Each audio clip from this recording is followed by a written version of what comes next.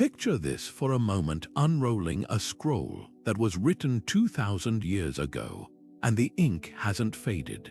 The words are still sharp and clear, almost as if the scribe had just put down their pen. It sounds like something out of a fantasy story, but it's real. This isn't magic, it's science, ancient science, and it's one of history's most captivating mysteries.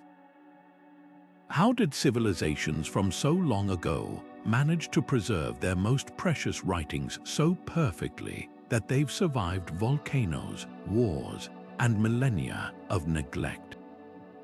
It all starts with an astonishing discovery in 1752, when workers digging near the Italian coast unearthed something extraordinary: carbonized scrolls from the ancient Roman town of Herculaneum. These scrolls were buried under volcanic ash when Mount Vesuvius erupted in 79 AD. They were burned, blackened, and fragile, yet somehow the ink on them remained. It didn't fade, it didn't flake away, it stayed put, holding words and ideas that would have been lost forever. That discovery sparked a question that still drives researchers today. How did ancient cultures achieve what seems almost impossible even with today's technology? This video is a journey into that forgotten world of ancient preservation, a world where art, science, and sheer ingenuity came together to defy time itself. We're going to explore the hidden techniques that stopped ink from fading, unravel the chemistry behind lasting pigments, and walk through the environments that accidentally or intentionally safeguarded knowledge across ages. From the libraries of Alexandria to the caves of Qumran, we'll uncover how these timeless documents were made to endure and why their survival matters more now than ever. You'll see how modern science is only just beginning to catch up with wisdom that was old 2,000 years ago, and how we can use those ancient secrets to protect our own history today. So settle in. What you're about to discover might just change how you see the past, the present, and the fragile, incredible power of human knowledge. In 1752, a worker digging a well in the small Italian town of Portici stumbled upon something that would utterly transform our understanding of the ancient world. His shovel struck not rock, but the marble floor of a magnificent villa, buried for centuries under layers of hardened volcanic material. This was the first glimpse of Herculaneum, a Roman town completely engulfed by the catastrophic eruption of Mount Vesuvius in 79 AD. But the real treasure wasn't the architecture. It was discovered in one room of that villa, a room that would later be dubbed the Villa of the Papyri. Inside, they found what appeared to be lumps of charcoal, blackened and brittle logs scattered on the floor. Upon closer inspection, these were no ordinary pieces of wood. They were scrolls, hundreds of them, papyrus scrolls that had been carbonized by the volcano's immense heat, transformed into delicate, rock-like cylinders. The initial excitement to read them quickly turned to despair. The first attempts to unroll these petrified documents were nothing short of disastrous. Early conservators tried everything from mercury to razor blades, often reducing the precious scrolls to piles of ash and fragments. One particularly heartbreaking method involved attaching a delicate thread to the edge of a scroll and slowly, carefully pulling, hoping the layers would separate. More often than not, the entire scroll would simply crumble into dust, taking its ancient secrets with it. For decades, these carbonized lumps were considered unreadable, their contents forever locked away by the very event that had preserved their physical form. They were a perfect, yet utterly inaccessible, time capsule from the Roman world. The true breakthrough, the key that finally began to unlock this ancient library, didn't come from a new physical tool, but from the digital realm. Pioneers like Dr. Brent Seals and his team began applying advanced computed tomography scanning, the same technology used in medical CT scans, to peer inside the scrolls without ever touching them. These high-resolution X-rays create thousands of virtual slices, allowing computers to reconstruct a three-dimensional model of the scroll's interior. But there was a catch. The volcanic heat had carbonized both the papyrus and the ancient ink, made primarily from carbon-based soot and water. This meant that on a CT scan, the ink and the papyrus had nearly identical density. They were virtually invisible to each other. The scrolls were like a book where every page was perfectly imaged, but all the words were written in invisible ink. This is where the story takes a truly modern turn. Researchers discovered that while the ink and papyrus might look the same in terms of density, the ancient ink, having been applied to the surface, subtly changed the texture of the papyrus fibers.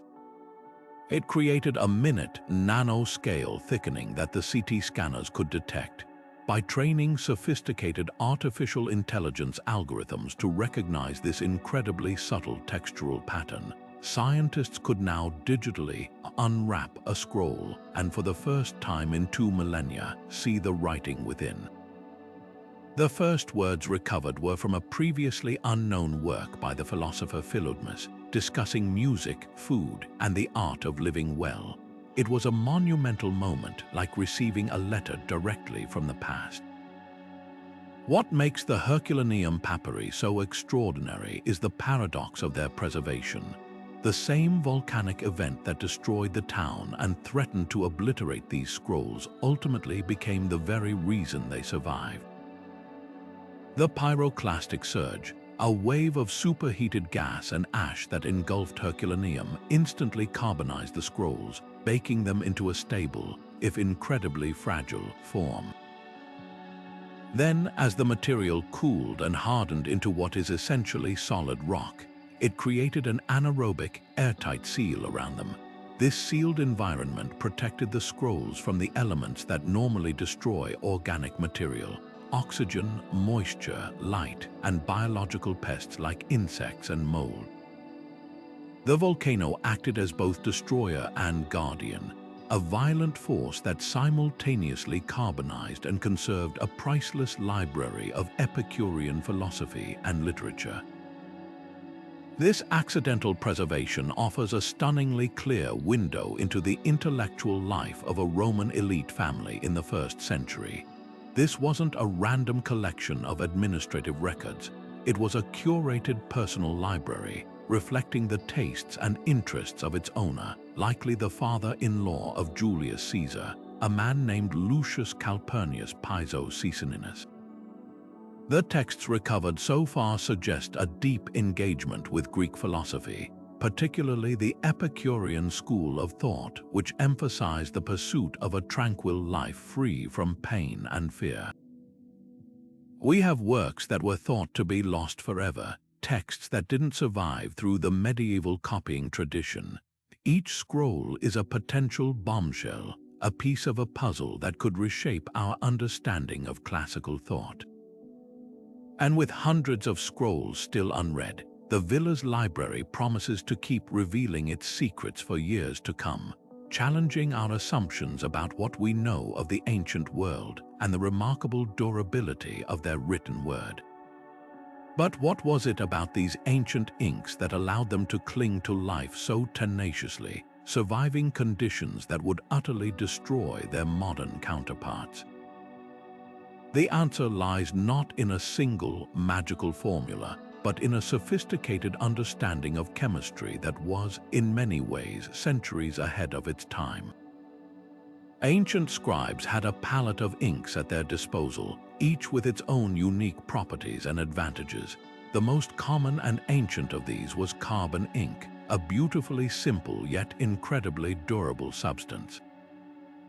It was typically made from lampblack, the fine soot collected from the smoke of burning oils or resins, which was then carefully mixed with a binding agent like gum arabic, a natural sap from the acacia tree, and water. This created a stable, colloidal suspension that could be easily applied with a reed brush or pen. The genius of carbon ink lies in its fundamental chemistry. The carbon particles are inert. They don't react readily with light, air, or moisture. This inherent stability meant that once the water in the mixture evaporated and the gum arabic glued the carbon particles firmly to the writing surface, the ink became a near-permanent stain. It wasn't sitting on top of the papyrus or parchment. It was physically locked within its fibrous matrix, making it incredibly resistant to fading. A later, though no less ancient, innovation was iron-gall ink, which arrived on the scene through a process of chemical transformation rather than simple adhesion. This ink was a product of meticulous recipe making, often involving oak galls, the abnormal growths formed on oak trees in response to wasp larvae. These galls are rich in tannic and gallic acids. The scribe would crush them, soak them in water to create a tannin-rich solution, and then mix it with ferrous sulfate, a salt also known as green vitriol. When these two components met, a fascinating reaction occurred. The solution would initially appear pale, but upon exposure to oxygen in the air, it would gradually darken into a deep, lasting black-purple hue. This wasn't just a color change, it was the formation of a new chemical compound, iron gallatanate. This compound didn't just stick to the writing surface, it bit into it.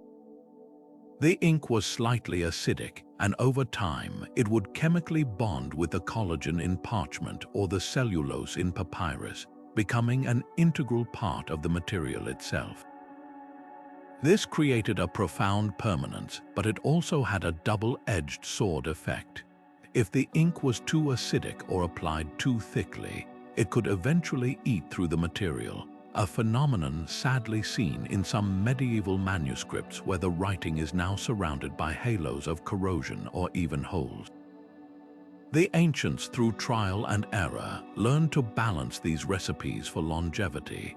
We know the intimate details of these ancient recipes because they were often meticulously recorded. The Roman author and natural philosopher Pliny the Elder, in his monumental work, Natural History, describes various methods for creating the finest inks. He details the selection of specific types of pine wood to produce the purest soot for carbon black, and discusses the superior quality of inks made from the smoke of torches rather than from furnaces. These weren't just casual instructions, they were the result of accumulated empirical knowledge passed down through generations of artisans. This knowledge extended to the pH levels of the inks and the surfaces they were applied to. While they wouldn't have used the term pH, ancient ink makers understood that certain additives could alter the ink's behavior. For instance, adding a base like calcium carbonate, perhaps from crushed eggshells or limestone, could neutralize the acidity of an iron-gall ink, preventing it from burning through the precious parchment over centuries. Furthermore, some of these accidental additives, like copper traces sometimes found in the vitriol, acted as natural biocides, inadvertently protecting the scrolls from mold and bacteria that would otherwise feast on the organic materials. The proof of this chemical ingenuity is written quite literally across history. Egyptian papyri, some over 4,000 years old, retain the crisp, black clarity of their hieroglyphic and hieratic texts, their carbon-based inks unfazed by the passage of millennia. Similarly, medieval European manuscripts, penned in iron-gall ink on parchment, display writing that remains sharp and legible, often outlasting the paper of books printed just 100 years ago. The contrast with many modern inks is stark. Early ballpoint pen inks, for example, were often dye-based and highly susceptible to fading when exposed to light, while some modern printer inks can be washed away with a drop of water. The ancient focus was on permanence because the written word was meant to last for generations, to convey laws, literature, and sacred texts into the future. This ancient wisdom is now directly informing modern archival science. Conservationists today are revisiting these historical recipes to understand their properties better, seeking to create new, long-lasting inks for preserving critical documents, and even developing treatments to stabilize aging iron-gall ink documents in libraries and museums around the world. The humble ink pot of the ancient scribe held not just a writing fluid, but a deep chemical understanding of permanence. But the story of preservation isn't just about the ink itself. It's a partnership, a delicate dance between the pigment and the page. The surface a scribe chose to write on was never an arbitrary decision. It was the first and most critical step in a deliberate strategy to make words last, and the ancient world had two superstar materials in its preservation toolkit: papyrus and parchment. Each came from profoundly different origins, one from the banks of the Nile, the other from the pasture, and each offered a unique set of advantages that made it the perfect canvas for lasting knowledge. Papyrus was the paper of the ancient Mediterranean world, an innovation born from the marshes of Egypt. The process of making it was a marvel of early engineering. Workers would harvest the tall, triangular stalks of the cypress papyrus plant, slice them into thin strips, and then lay them out in two perpendicular layers. These layers were then soaked, pounded, and pressed together. The magic happened during pressing. The plant's natural sap acted as a glue, bonding the strips into a single, cohesive sheet that was then polished smooth with a stone or piece of ivory. This created a writing surface that was surprisingly strong, flexible, and had a slightly textured, fibrous quality. This texture was the secret to its success with carbon-based inks. The ink didn't just sit on top, it wickered into the tiny spaces between the fibers, locking the pigment in place. In the dry, arid climate of Egypt, this combination was virtually unbeatable. The lack of humidity prevented the organic material from rotting and kept the ink stable, allowing documents like the Egyptian Book of the Dead to survive for thousands of years with their illustrations and spells still strikingly vivid. Parchment, known in its finest form as vellum, represented a different, more durable approach. It was born from necessity, allegedly following a ban on papyrus exports from Egypt, which forced the rival kingdom of Pergamon to innovate. Where papyrus was a plant product, parchment was a product of animal husbandry, typically made from the skins of calves, sheep, or goats. The transformation from raw hide to pristine writing surface was a labor-intensive and frankly unpleasant process. The skins were first soaked in a lime solution to loosen the hair and fat, then stretched taut on a frame. A scribe or craftsman would then meticulously scrape both sides with a lunellum, a crescent-shaped knife, to remove all remaining hair, flesh, and impurities, and to thin the skin to a uniform thickness. This scraping and stretching was repeated over days, with the skin constantly re-wet and tightened. The final product was a material that was incredibly tough, flexible, and provided a beautifully smooth, uniform surface. Its durability made it the preferred choice for important documents meant to be handled frequently, like legal codes or the sacred texts of Judaism and Christianity. The inherent chemical properties of parchment, rich in collagen, also created a fantastic partner for iron-gall ink. The ink didn't just stain the surface, it formed a chemical bond with the protein-based material, essentially tattooing the words onto the page. The preparation methods themselves often included hidden preservation benefits.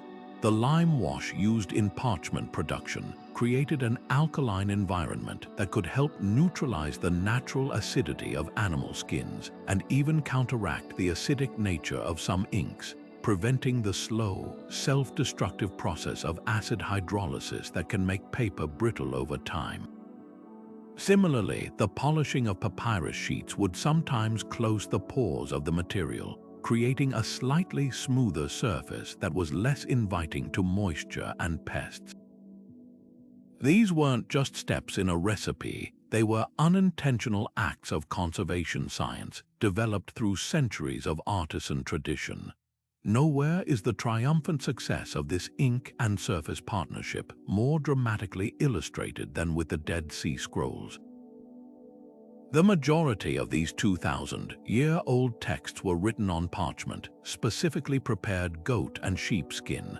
The scribes who produced them were masters of their craft, creating a material that was thin, supple, and incredibly resilient. When they were carefully rolled and sealed inside clay jars, then hidden in the stable, arid darkness of the Qumran caves, the conditions were set for a preservation miracle. The low and constant humidity prevented the parchment from drying out and becoming brittle or from becoming damp and fostering mold. The darkness protected the ink from the fading effects of ultraviolet light. The result is that the ink on these parchments, a mixture of carbon and iron-gall, remains shockingly legible today. You can still see the careful, deliberate strokes of the scribes, a direct connection to a community that vanished millennia ago. This case shows it wasn't just one factor, but the perfect alignment of material choice, ink chemistry, and storage environment that allowed these words to defy time. Different cultures around the world arrived at similar conclusions through independent innovation. In Mesopotamia, the primary writing surface was clay, but for more flexible needs, they too used prepared skins. Greek and Roman societies widely adopted papyrus for administrative and literary works, valuing its relatively low cost and ease of production. The global tapestry of preservation reveals a universal truth. Whether it was a Hebrew scribe in Judea, an Egyptian priest in Thebes, or a Greek scholar in Alexandria, each understood that the foundation of lasting knowledge was the physical object itself. The choice of papyrus or parchment was a deliberate act of preservation, a first investment in immortality long before a single word was ever written. This deep material wisdom set the stage for the next critical factor, where these carefully crafted documents were ultimately stored. Think of the most perfectly designed museum archive today. It's climate-controlled with carefully monitored humidity, stable temperatures, and filtered light. It turns out the ancient world had its own versions of these ideal archives, not through complex technology, but through a profound, if sometimes accidental, understanding of the environment. While the ink's chemistry and the writing surface were the first line of defense, it was the places where scrolls were stored that ultimately decided their fate for centuries to come. The right environment could make a fragile papyrus last millennia. The wrong one could destroy the most durable parchment in a generation. The single most powerful preservation agent in the ancient world was without a doubt aridity. A dry climate is a hostile environment for the primary enemies of organic material: mold, bacteria, and insects. These organisms all require moisture to thrive. In the rain shadow of the desert, they are simply starved into submission. This is why the vast majority of our best-preserved ancient texts come from arid regions.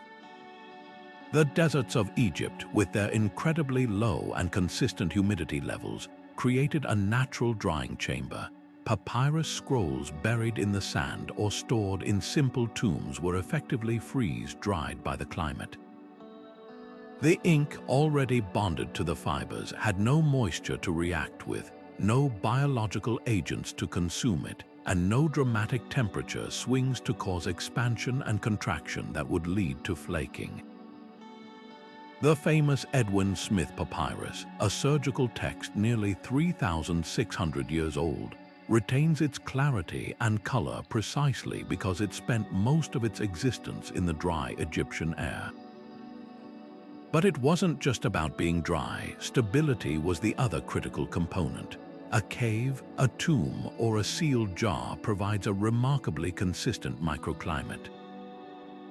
While the outside world might swing from scorching days to frigid nights, the interior of a sealed space maintains a much more steady temperature and humidity level. This stability prevents the physical stress that comes from constant expansion and contraction, a slow but sure way to break down organic materials and cause ink to crack and detach. The Dead Sea Scrolls are the quintessential example of this perfect storm of stability and aridity. The caves of Qumran provided a natural buffer against the elements. The temperature inside fluctuated only slightly, and the humidity, while present, was kept low and constant by the desert air circulating in a limited way.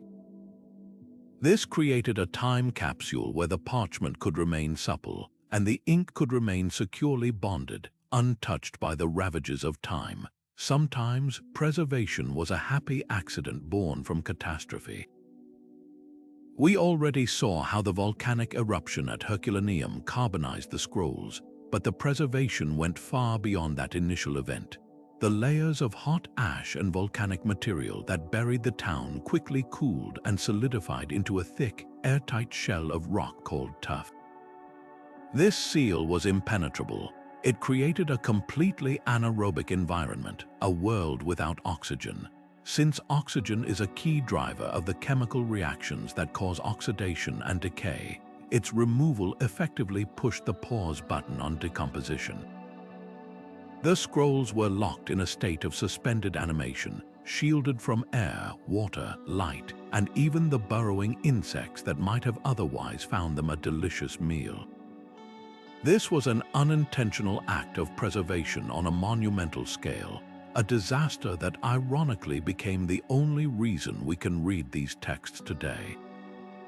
There are also stunning cases that combine intentional storage with ideal environmental conditions. In 1945, near the Egyptian town of Nag Hammadi, a farmer stumbled upon a large sealed jar buried in the desert soil. Inside were 13 leather-bound codices containing over 50 texts. These were Coptic translations of ancient Gnostic scriptures written on papyrus pages. They had been placed in that jar and buried, likely in the 4th century, to protect them from being destroyed as heretical texts. For over 1,600 years, the jar acted as a microclimate capsule. The sealed interior was kept dry by the surrounding desert, protecting the papyrus from moisture and pests. The darkness prevented light damage, and the stable temperature of the earth prevented degradation. When the jar was opened, the texts inside, while fragile, were largely intact and legible. This was not a random act of disposal. It was a deliberate act of conservation by a community that valued these writings enough to hide them away for safekeeping, counting on the environment to do its part. This reveals a nuanced understanding that ancient societies often possessed. While they may not have had the scientific vocabulary for relative humidity or oxidation, they possessed a deep empirical knowledge of what worked. They knew that scrolls lasted longer when kept in cool, dark, and dry places. This is why temples often had dedicated archive rooms, often in windowless basements or thick-walled chambers. The Library of Alexandria, for all its legendary fame, was likely designed with this in mind, its collections stored in rooms that were probably relatively cool and dark compared to the outside, a rudimentary form of climate control. The combination of intentional storage practices, choosing the right location, using sealed containers, building with specific materials, and the sheer luck of favorable environmental conditions created the perfect recipe for longevity. It was this intricate dance between human intention and natural fortune that allowed so much of our written heritage to cross the vast gulf of time and reach us today. While the dry desert air and sealed caves provided a natural assist, many ancient cultures didn't leave the survival of their most precious texts solely to chance. They developed a sophisticated toolkit of intentional preservation methods, blending practical, hands-on knowledge with a ritualistic reverence for the written word. This wasn't a haphazard process. It was a deliberate science honed over generations and passed down through scribal guilds and scholarly traditions. They understood that to make knowledge immortal, you had to physically protect its vessel. In ancient Egypt, the act of preserving a scroll began the moment it was completed. Scribes, who held a revered position in society, often stored their finished papyri in dedicated wooden chests. But these weren't just simple boxes. They were often lined with aromatic oils and resins, most famously cedar oil. To the ancient Egyptian nose, the scent of cedar was pleasant and sacred, but on a practical level, it was a powerful technological innovation. Cedar oil is a natural insecticide and antifungal agent. It repelled or killed insects like bookworms and silverfish that would gladly feast on the starchy papyrus and the organic binders in the ink. It also created a microenvironment within the chest that inhibited the growth of mold, a constant threat in any environment. This practice shows a profound understanding of preventative care, using the natural chemical properties of their environment to create a protective barrier. Moving to Mesopotamia, we see a different approach born from their primary writing medium, clay. While cuneiform tablets are incredibly durable once fired, important documents were often given an extra layer of security. They were placed inside a clay envelope or case, a second, slightly larger tablet that was molded around the original and then baked. The outer case would be inscribed with a duplicate or a summary of the inner text, acting as both a protective shell and a cataloging system. For any administrator to read the full, authenticated document, they had to break the outer case, a deliberate act that also served as a security measure against tampering. While scrolls on leather or waxed wooden tablets were also used, the same principle applied. Precious writings were stored in sealed ceramic jars or within the protected archives of temples and palaces, safe from casual handling and the elements.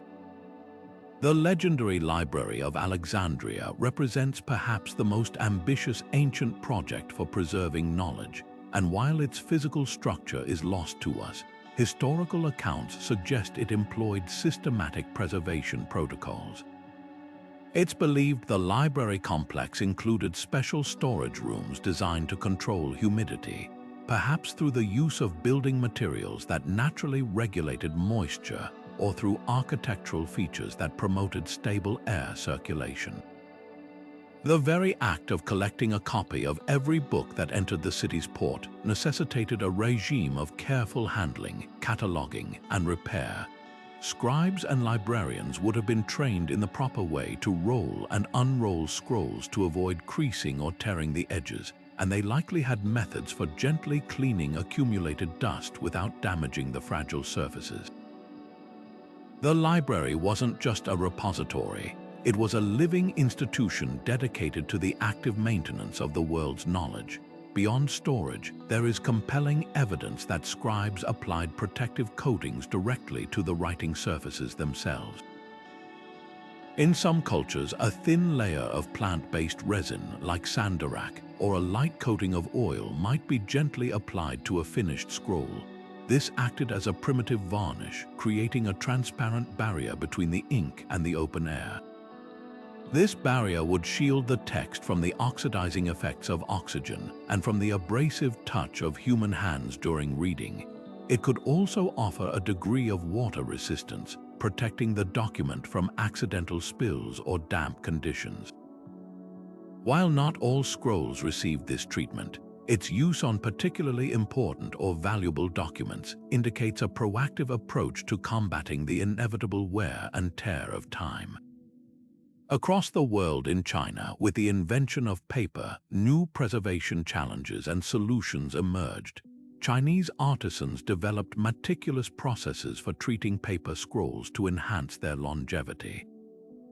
Newly made paper might be sun-dried in a specific manner to set the fibers and reduce inherent acidity. For storage, they crafted beautiful and functional boxes from lacquered wood. Lacquer, a durable and waterproof finish derived from the sap of the lacquer tree, created a hard, sealed container that was impervious to moisture and pests. Storing a paper scroll inside a lacquer box in a cool, dark place was a highly effective method for ensuring it could be passed down through generations, a practice that allowed many ancient Chinese texts and artworks to survive in remarkable condition. What unites all these diverse techniques, from cedar chests to lacquer boxes, is a sophisticated awareness of the enemies of preservation: light, moisture, insects, mold, and physical handling. These methods weren't discovered overnight. They were the result of centuries of observation, experimentation, and accumulated wisdom. This knowledge was so valuable that it was treated as a trade secret, passed from master to apprentice within Scribal schools and guilds. It reveals a world where preservation was both a meticulous science, based on a practical understanding of materials, and a revered art form, integral to the sacred duty of safeguarding culture and knowledge. This purposeful, hands-on care demonstrates that ancient societies were not passive beneficiaries of good conditions but active architects of their documents' longevity. To truly grasp why these ancient scrolls were preserved with such extraordinary care, we must look beyond chemistry and climate and into the human heart. For countless civilizations, these were not simple documents. They were sacred vessels. They held the whispered words of gods, the chronicles of peoples, and the very maps to the afterlife. This profound spiritual value provided the ultimate motivation for developing and perfecting preservation techniques. It transformed the act of safeguarding a scroll from a practical task into a holy duty. Consider the Torah scroll in Jewish tradition. This is not merely a book. It is considered the literal word of God given to Moses on Mount Sinai. The rules governing its creation and care are exhaustive and ritualized, all designed to ensure its physical and spiritual integrity. A Torah is written by a specially trained scribe, a sofer, using a quill and ink prepared to exacting specifications on parchment made from the skin of a kosher animal. But the care doesn't end once the last letter is written. The completed scroll is dressed in ornate cloths, crowned with silver, and housed in the holiest part of the synagogue, the Ark. It is handled with a yad, a pointer, to prevent the oils from human hands from degrading the parchment and ink. This reverent treatment is a form of active, daily preservation. The community isn't just protecting an historical artifact. They are honoring a living covenant. This deep-seated respect created a perfect environment for longevity, ensuring the text would remain legible and powerful for generation after generation. In ancient Egypt, the stakes of preservation were even higher. Eternal life itself hinged on it. Funerary texts like the Book of the Dead were not for the living to read regularly. They were detailed guidebooks and collections of spells meant to ensure the deceased's safe passage and prosperity in the afterlife. A single mistake, a faded spell, or a damaged illustration could mean disaster for the soul navigating the perils of the Jewat, the Egyptian underworld.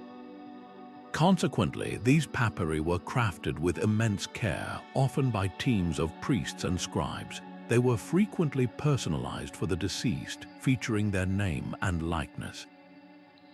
After being meticulously checked for accuracy, the scroll was carefully rolled and placed in the tomb, sometimes within a special niche or even within the sarcophagus itself, alongside protective amulets.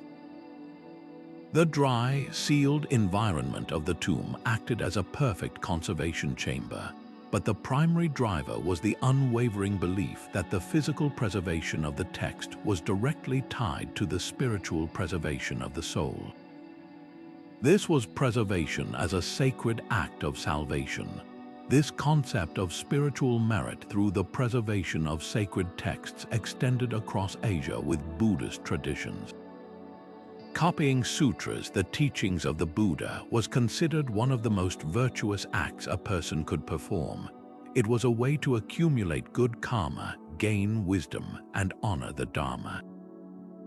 But the act of copying was only the beginning. The finished scrolls, often beautiful works of art with intricate illustrations, were themselves treated as sacred objects.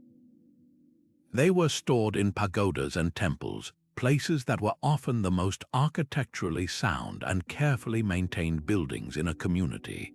In some remarkable cases, to ensure the teachings would survive a period of turmoil or simply to make an offering for the distant future, scrolls were sealed inside statues of the Buddha or bodhisattvas.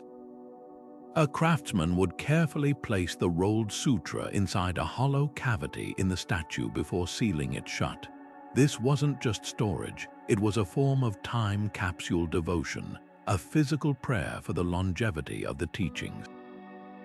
The statue provided a durable, protective shell, safeguarding the text inside from light, handling, and the elements for centuries until it was eventually discovered. This cultural and religious imperative had very practical consequences. It meant that societies were willing to allocate significant resources, the finest materials, the most skilled artisans, and prime architectural space, to the cause of preservation. A temple archive or a royal library was not an afterthought. It was often a central, strategically designed feature. These spaces were frequently built with thick stone walls that naturally moderated temperature and humidity, located in areas away from flood risks and designed to be dark, limiting the damaging effects of light. The scribes themselves were highly trained specialists, often part of a priestly class. Their knowledge of ink formulations, material preparation, and copying techniques was guarded and passed down through rigorous apprenticeships. This was a system built on a foundation of profound respect, ensuring that the most important texts received the best possible chance of survival. The endurance of these documents is a direct testament to the cultural values that prioritized their protection above almost all else. The story of the Dead Sea Scrolls begins not in a university or a museum, but with a young Bedouin shepherd named Muhammad Eddi Hib. In 1947, while searching for a lost goat near the ancient settlement of Qumran, he tossed a rock into a small cave opening and heard the unexpected sound of shattering pottery. Climbing inside to investigate, he found not his goat but several large clay jars. Inside those jars, wrapped in linen cloth, were a collection of ancient leather scrolls. He had no idea that he had just stumbled upon what many call the greatest archaeological discovery of the 20th century. These were the first of what would become known as the Dead Sea Scrolls, a library of texts that had been hidden away for 2,000 years, waiting silently in the dark for their moment of return. What makes this discovery so breathtaking from a preservation standpoint is the condition of these documents. When carefully unrolled by conservators, the text on many of the scrolls was not just faintly visible, it was stark, clear, and astonishingly legible. The ink had not faded into obscurity. You could still see the confident, deliberate strokes of the scribes who had copied the books of Isaiah, Deuteronomy, and Psalms, along with unique community rules and apocalyptic commentaries. This wasn't a pile of indecipherable fragments. It was a fully stocked library, a direct line to a Jewish sectarian community from the time of Jesus. The scrolls had endured 2 millennia of earthquakes, wars, and the slow creep of time, yet their words remained, offering an unprecedented window into the religious thought and daily life of Second Temple Judaism. The secret to this miraculous preservation is a perfect convergence of 3 factors: material, method, and environment. Let's start with the material. The vast majority of the scrolls were written on parchment, specifically prepared from the skins of goats and sheep. This wasn't just any leather. It was expertly tanned and treated to create a thin, smooth, and incredibly durable writing surface. The parchment itself played an active role in preservation. The natural tannins present in the animal skin, a byproduct of the tanning process, acted as a mild preservative, helping to resist biological decay and stabilize the ink. For the few scrolls written on papyrus, the same desert environment that protected the parchment worked its magic on the plant-based material as well. Then there was the ink. Scientific analysis using techniques like X-ray fluorescence has shown that the scribes of Qumran used two primary types of ink. The most common was a carbon-based ink made from soot mixed with a gum binder and water. This simple yet brilliant formula, as we've discussed, is incredibly stable and resistant to fading. But they also used an early form of iron-gall ink on some scrolls, a more complex mixture of tannins and iron salts that chemically bonded with the parchment fibers. Both inks were perfectly suited for longevity, and their application was masterful. The scribes wrote with a sure hand, ensuring the ink was absorbed into the material, not just sitting on its surface. But the true hero of this story is the environment. The Qumran caves are located in the Judean wilderness, a stark and arid landscape bordering the Dead Sea. This region has a uniquely stable desert climate characterized by extremely low humidity, minimal rainfall, and remarkably consistent temperatures within the depths of a cave. Humidity is the great destroyer of organic materials. It encourages mold growth, promotes insect activity, and accelerates the chemical reactions that lead to decay. The air in these caves was so dry that it effectively freeze-dried the scrolls, putting all biological activity on hold. Furthermore, the caves provided complete darkness, shielding the ink and parchment from the damaging effects of ultraviolet light, which can break down organic compounds and cause pigments to fade. The clay jars in which many scrolls were stored added another layer of protection. These jars acted like microclimate capsules, buffering the contents from any minor fluctuations in the cave's atmosphere and providing a physical barrier against dust, insects, and any potential water seepage. We must also recognize the intentionality of the people who hid these scrolls. This wasn't a haphazard act of disposal. The scrolls were carefully prepared for long-term storage. They were rolled with the text facing inward to protect the written surface, secured with linen wraps, and then systematically placed in jars before being sealed and hidden. This indicates a clear desire to preserve these sacred texts, likely from the advancing Roman armies during the First Jewish Revolt. They weren't just storing information. They were safeguarding their identity, their laws, and their most cherished beliefs for a future they hoped would one day reclaim them. The discovery of the Dead Sea Scrolls didn't just rewrite religious history, it revolutionized modern conservation science. When these fragile documents were brought into the 20th century, conservators faced an immense challenge. They had to develop new techniques to handle, photograph, and preserve them. Many of the methods now standard in archives around the world were pioneered on the Dead Sea Scrolls.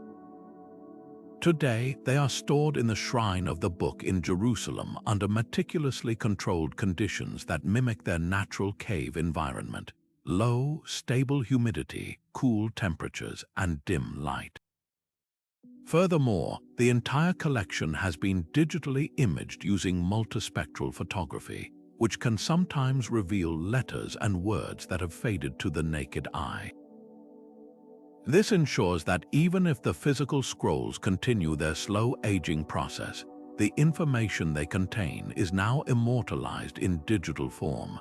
The story of the Dead Sea Scrolls is the ultimate case study, a perfect storm of ancient craftsmanship and ideal natural conditions that together achieved what seems almost impossible, defeating time itself.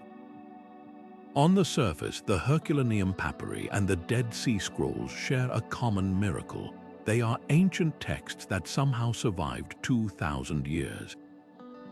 But the moment you look closer, their stories diverge into two completely different paths of preservation, each a fascinating tale of materials, environment, and sheer chance. One collection was saved by the very disaster that should have annihilated it, while the other was safeguarded by a deliberate act of faith and the perfect natural conditions to support it. The fundamental difference lies in the nature of their survival. The scrolls from Herculaneum endured a violent, transformative event. The superheated pyroclastic surge from Mount Vesuvius didn't just bury the town, it instantly baked the papyrus scrolls, turning them into blocks of carbonized organic material. This process, called carbonization, is what a chef might call burning something to a crisp. It preserved the scroll's physical structure in a single, catastrophic moment, but it also made them incredibly brittle and fragile, their internal layers fused together like a stack of charcoal pancakes. For centuries, they were essentially unreadable, their secrets locked inside a blackened, rock-like shell that would crumble at the slightest touch. Their preservation was a paradoxical gift from a destroyer, a product of immense heat and an airtight seal of volcanic rock. The Dead Sea Scrolls, on the other hand, tell a story of gentle, consistent endurance. There was no single catastrophic event that preserved them. Instead, they were hidden away in the stable, arid darkness of the Qumran caves. The desert climate provided a perfect, natural conservation chamber. The low and constant humidity prevented the parchment from rotting or becoming brittle, while the complete darkness protected the ink from the fading effects of ultraviolet light. Unlike the Herculaneum scrolls, which were transformed into something new and fragile, the Dead Sea Scrolls were simply put on hold. When they were discovered, many were still flexible, and the writing was often immediately visible to the naked eye. Theirs was a story of stasis, not transformation. This divergence in environment directly influenced the materials that survived and the methods we now use to read them. Herculaneum scrolls are all on papyrus, a plant-based material that carbonizes in a way that can retain its layered structure. The ink used was almost certainly carbon-based, made from soot and water. The genius of this is that carbon ink is, itself, pure carbon. When the volcanic heat carbonized the papyrus, it turned both the writing surface and the ink into the same essential substance. This is why they were impossible to read with traditional methods. On an X-ray, the ink and the papyrus have nearly identical density. It took the development of incredibly sophisticated artificial intelligence to detect the microscopic textural differences left by the ink's application. The scribes of Qumran, however, worked primarily on parchment, a durable writing surface made from animal skins. Their ink palette was more varied. They used reliable carbon-based inks, but also early versions of iron-gall ink, which chemically bonds with the collagen in the parchment. This combination of a protein-based surface and a reactive ink created a deep, lasting bond perfectly suited to the stable cave environment. The words weren't just sitting on the surface, they were etched into it, waiting in the dark for centuries to be found. Perhaps the most poignant difference is the role of human intention. The community at Qumran made a conscious, deliberate choice to protect their sacred texts. Facing an imminent threat, likely from the advancing Roman legions, they carefully rolled their scrolls, wrapped them in linen for protection, and sealed them inside large clay jars. They then hid these jars in a series of remote caves, a purposeful act of preservation with the hope that future generations would one day recover them.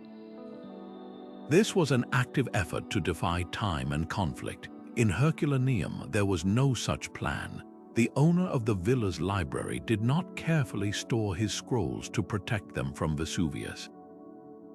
The preservation was entirely accidental, a tragic byproduct of a sudden and overwhelming natural disaster. The scrolls weren't hidden away, they were in everyday use, part of a working library in a luxury home. Their survival was a complete fluke of geology and physics, not a calculated human effort. What these two incredible collections teach us is that there is no single formula for preservation. Longevity can be achieved through multiple, vastly different pathways. One path is through environmental consistency, the perfect, unchanging conditions of a desert cave that press pause on decay. The other is through transformative sealing, a sudden, violent event that alters the very nature of the materials, locking them in a state of suspended animation. Both methods work, but they present entirely different challenges and opportunities for modern conservators. Understanding this is crucial because it means the strategies we use to save one type of ancient text may be completely useless or even harmful for another.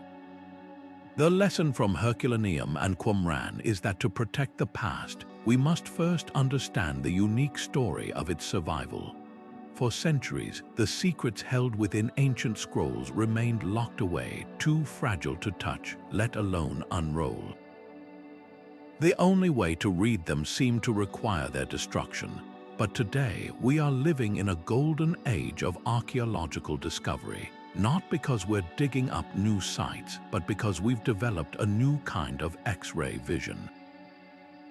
A suite of non-invasive technologies now allows us to peer inside these precious artifacts without ever making physical contact, revealing their secrets while preserving their physical form for future generations. This isn't just an improvement, it's a revolution in how we understand the past. One of the most powerful tools in this new arsenal is multispectral imaging. Think of it as a form of superhuman sight. Our eyes can only see a narrow band of light wavelengths, but multispectral cameras can capture dozens of images across a much broader spectrum, from ultraviolet to infrared. Why does this matter? Because ancient ink, even when it has faded to complete invisibility to our naked eye, often alters the way the underlying material reflects light at these non-visible wavelengths. A carbon-based ink might absorb infrared light strongly, making it stand out in stark contrast against the brighter papyrus. This technique was famously used to resurrect the work of Archimedes in the so-called Archimedes palimpsest, where his original mathematical text had been scraped off and written over with prayers. The camera saw what monks and scholars for centuries could not, bringing groundbreaking theorems back from oblivion. But sometimes seeing the ink isn't enough. We need to know what it's made of. This is where X-ray fluorescence, or XRF, comes into play. This handheld device works by shooting a tiny, safe beam of X-rays at a precise spot on the scroll. When those X-rays hit the material, they cause the atoms in the ink to fluoresce, emitting their own characteristic X-rays. Each element has its own unique signature. By reading this energy signature, scientists can determine the exact elemental composition of the ink without taking a single sample. This is how we've learned that some Roman inks contained startlingly high levels of lead. Initially, this was a puzzle. Was it contamination? Further research suggests it was likely intentional. Lead acts as a superb drying agent. By adding lead compounds to their ink, ancient scribes could help it set faster on the page, preventing smudges and blurring. This reveals a sophisticated, practical chemistry at work, a clever solution to an everyday problem of writing. The most challenging puzzle of all has been the carbonized scrolls from Herculaneum. As we discussed, traditional CT scans struggled because the carbonized papyrus and the carbon-based ink were virtually identical in density. The breakthrough came from thinking smaller, much smaller.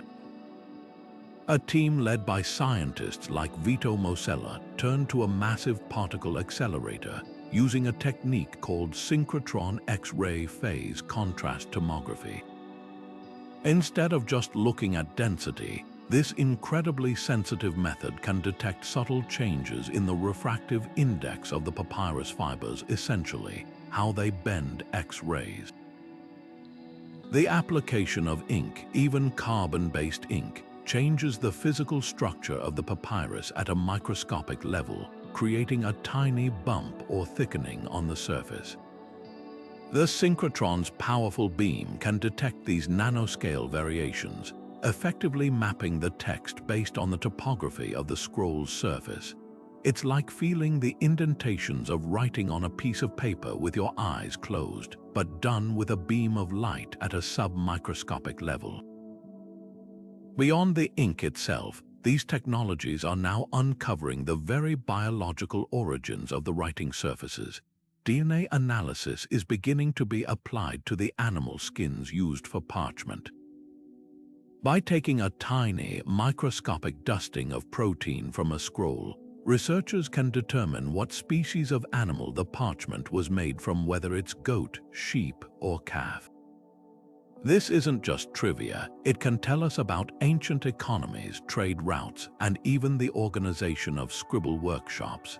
A library of scrolls made entirely from sheepskin might indicate a different source or tradition than one using calfskin vellum. It adds a whole new layer of biographical data to the artifact, telling the story of the animal that provided its skin and the people who prepared it. What all of this modern science confirms is that ancient scribes and ink makers were brilliant empirical chemists. They may not have understood atomic theory or molecular bonding, but through generations of trial and error, they perfected formulas and techniques that we are only now beginning to fully appreciate with our multi-million-dollar machines. They stumbled upon the preservative power of certain plant gums, the biocidal properties of copper salts, and the drying efficacy of lead. They weren't working with magic, they were working with a deep, hard-won understanding of their natural world. Every new non-invasive scan, every elemental map, and every spectral image is more than just a recovery of lost text. It's a tribute to their ingenuity. We are not just reading their words, we are reverse engineering their science, learning from masters whose work has, quite literally, stood the test of time. When we think about what preserved ancient scrolls, our minds go to dry deserts, sturdy parchment, and durable inks. But there's another, almost invisible force at work, one that operated on a scale too small for the naked eye to see, yet with consequences that spanned millennia. This is the hidden world of microorganisms, a universe of bacteria and fungi that could be both a scroll's greatest enemy and, in some surprising cases, its unexpected ally. In the wrong conditions, these microscopic organisms were agents of destruction. In damp, humid environments, fungi like Aspergillus and Penicillium species would eagerly feast on the organic materials of scrolls. They would digest the collagen in parchment and the cellulose in papyrus, weakening the fibers and causing the surface to become brittle and stained. Bacteria, too, could break down the binders in ink, leading to flaking and fading. A single damp spell in a poorly stored archive could unleash a bloom of microbial life that would reduce a priceless document to crumbling fragments in just a few years. This is why so many scrolls from temperate or tropical regions have been lost to time. The constant battle against moisture and mold was often a losing one. But the story isn't always one of decay. In certain environments, microbes inadvertently became protectors. Take, for instance, the incredibly salty, arid conditions surrounding the Dead Sea Scrolls. The caves of Qumran are home to what scientists call halophiles, salt-loving microorganisms. Recent studies of the microbial colonies on the scrolls have found these unique bacteria present on the parchment. Their presence is key. In such an extreme environment, only these specialized halophiles can thrive. By dominating the ecological niche, they effectively outcompete and crowd out other, more destructive species of mold and bacteria that would normally decompose organic material. It's a natural form of biological crowd control. These hardy microbes didn't actively preserve the scrolls, but by their very existence, they created a stable microbial environment that prevented more harmful invaders from taking hold and causing damage. This concept of beneficial microbes extends beyond just competition. Some fungi and bacteria actually secrete compounds as part of their metabolic processes that can have a stabilizing effect on their surroundings. Certain bacterial biofilms, for example, can form a thin, protective layer over a surface, acting as a barrier against oxygen or other reactive elements in the air. While this is a field of ongoing research, it's plausible that in some specific, fortunate circumstances, microbial activity on a scroll's surface might have secreted substances that help to fix inks in place or slightly reinforce the writing material against abrasion. It's a reminder that nature is complex and often counterintuitive. Even processes we associate with decay can, under the right circumstances, contribute to preservation. The ancients, of course, knew nothing of bacteria. Chinese letter instinctively developed practices that managed this unseen threat.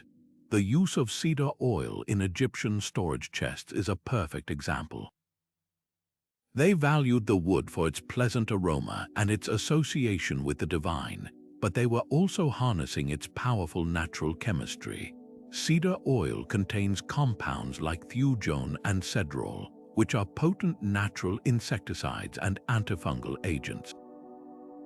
By lining a chest with this oil, they were creating a microenvironment that was toxic to wood-boring insects and spore-producing molds, but safe for the scrolls inside.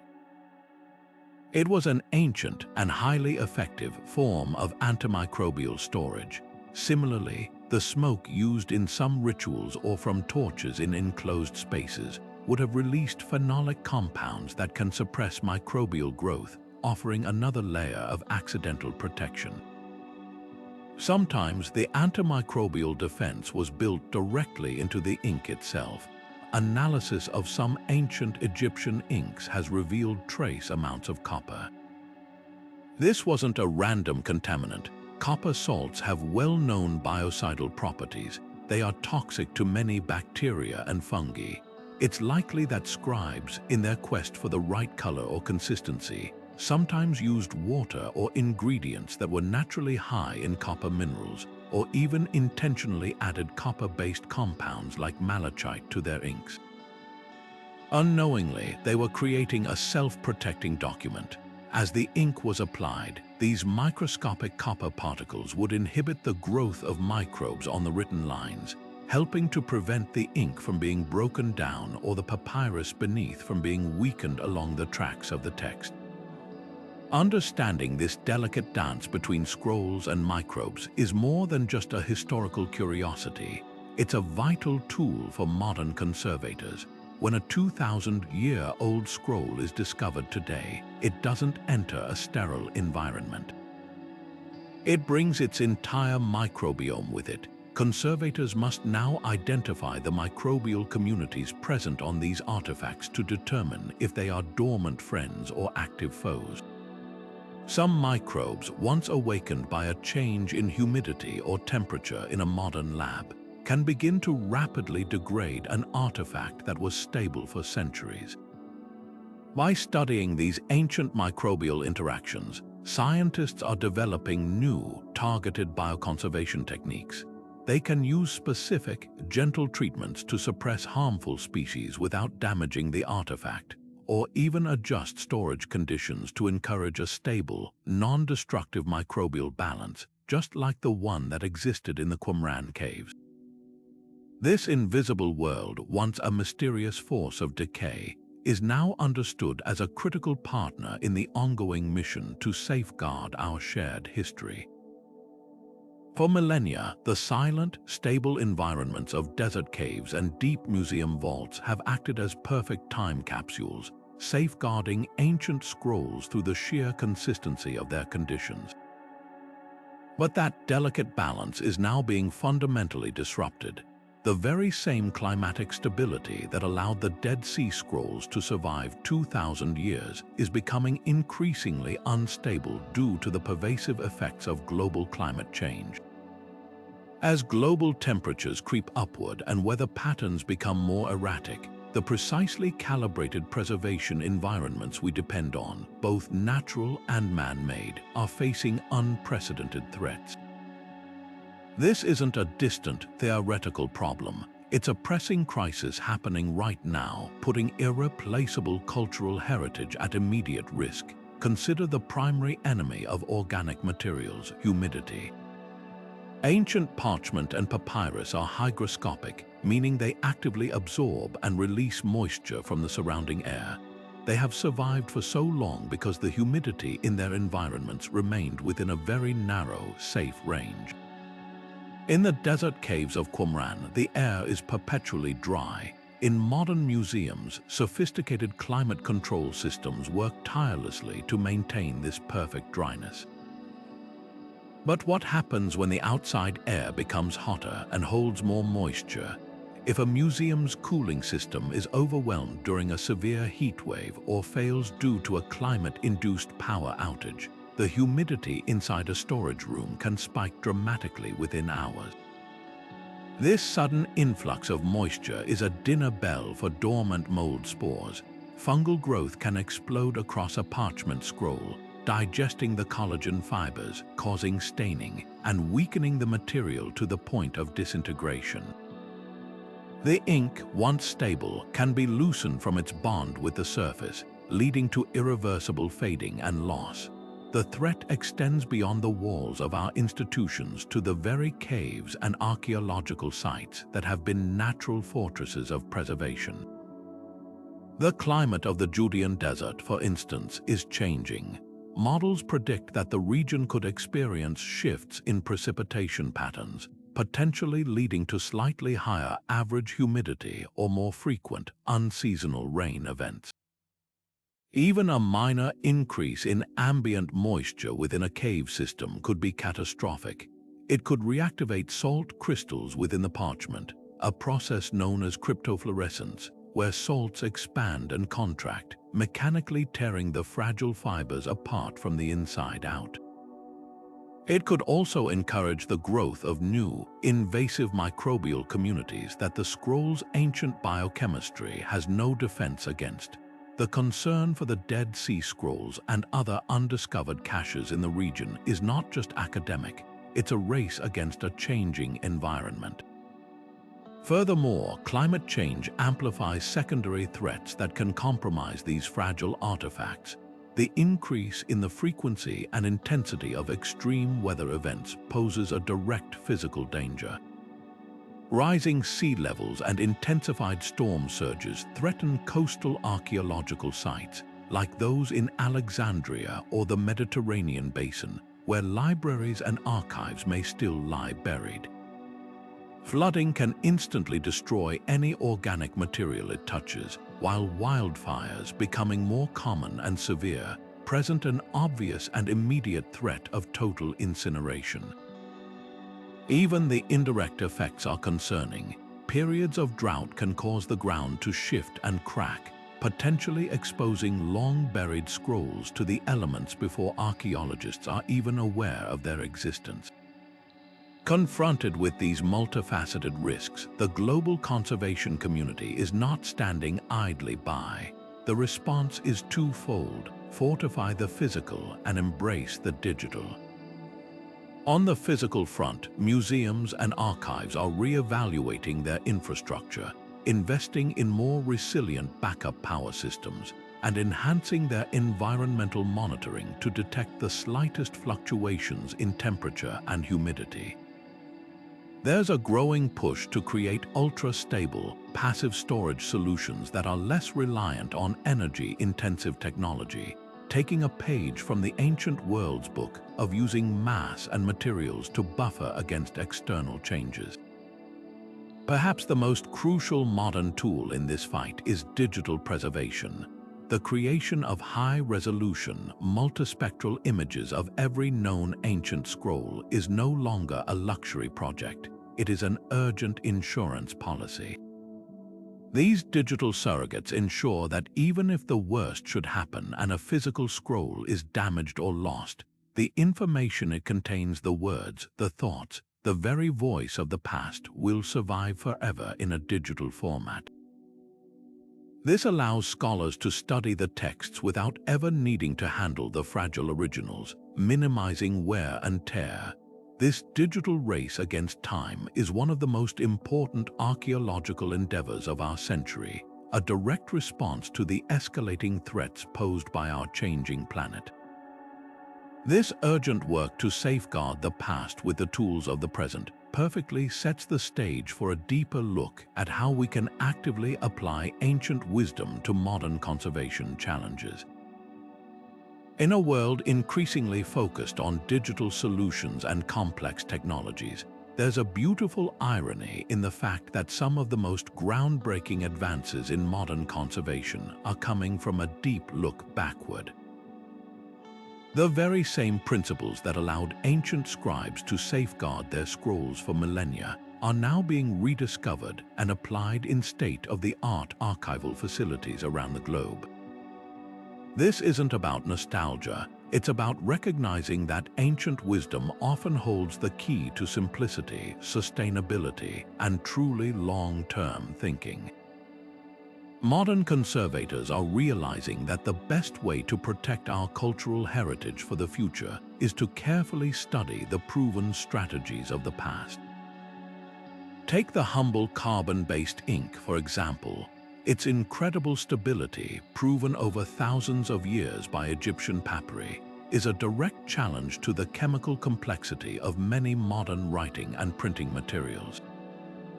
Archivists tasked with preserving critical documents, think national constitutions, founding treaties, or original works of art, are now actively researching and developing new ink formulations based on this ancient recipe.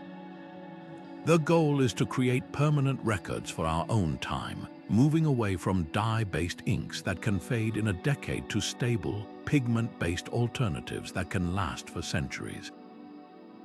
This shift is a direct application of ancient empirical knowledge, pushing modern chemistry to create a legacy that can actually endure. Perhaps the most straightforward lesson from antiquity is the paramount importance of environmental control. The desert caves of Qumran were, in essence, perfect natural archives, cool, dark, and consistently dry. Today's museums and libraries are engineering those exact same conditions, but with digital precision. State-of-the-art storage facilities now feature vaults that meticulously regulate temperature and humidity, holding them within a razor-thin optimal range to slow down chemical decay.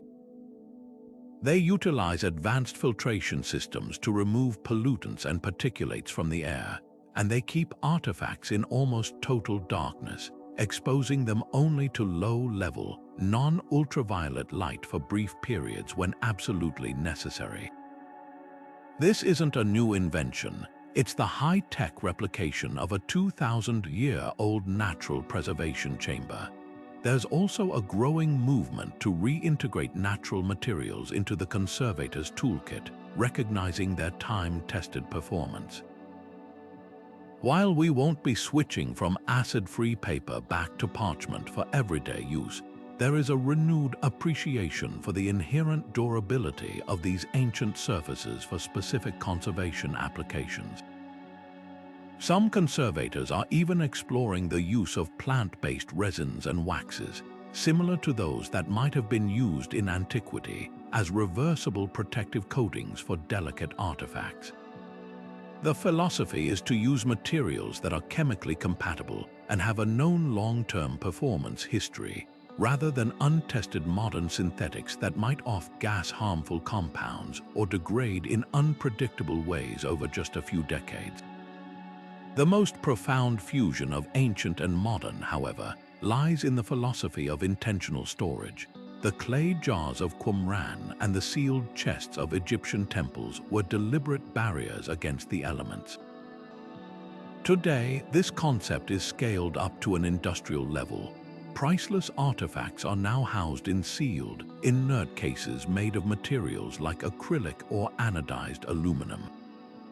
The air inside these cases is often replaced with an inert gas like argon or nitrogen, creating an anaerobic environment strikingly similar to the one that preserved the Herculaneum scrolls. This removes the primary agent of oxidation, effectively putting the aging process on pause. It's a direct, conscious application of the ancient principle of creating a microclimate, but executed with 21st century materials science. And then there is the digital realm, which represents the ultimate fulfillment of the ancient desire for immortality. The community that hid the Dead Sea Scrolls did so hoping their knowledge would survive a period of turmoil. Today, through high-resolution spectral imaging and 3D scanning, we can ensure that the information contained within a fragile artifact will survive even if the physical object itself does not. Projects to digitize entire collections, from the carbonized scrolls of Herculaneum to the vast archives of the world's libraries, are the modern equivalent of burying a jar in the desert, but with one crucial difference. Digital preservation allows for infinite, perfect copies to be distributed across the globe, making the knowledge virtually indestructible.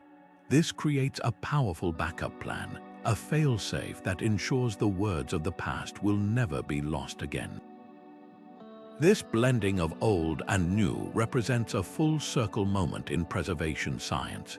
We are not simply choosing between ancient methods and modern technology. We are synthesizing them, using our advanced tools to understand and implement the timeless principles that have always worked. It's a partnership across millennia, where the empirical wisdom of the scribe informs the work of the materials scientist, and the conservator's lab is guided by the successes of the natural world. By honoring this ancient wisdom, we are not just preserving artifacts, we are upholding a sacred trust, ensuring that the voices of the past continue to speak clearly to the future. And so, the story of ancient scrolls is far from a closed book. For every text we've managed to unroll and decipher, there are untold numbers still waiting in the darkness, hidden away in places we have only begun to imagine.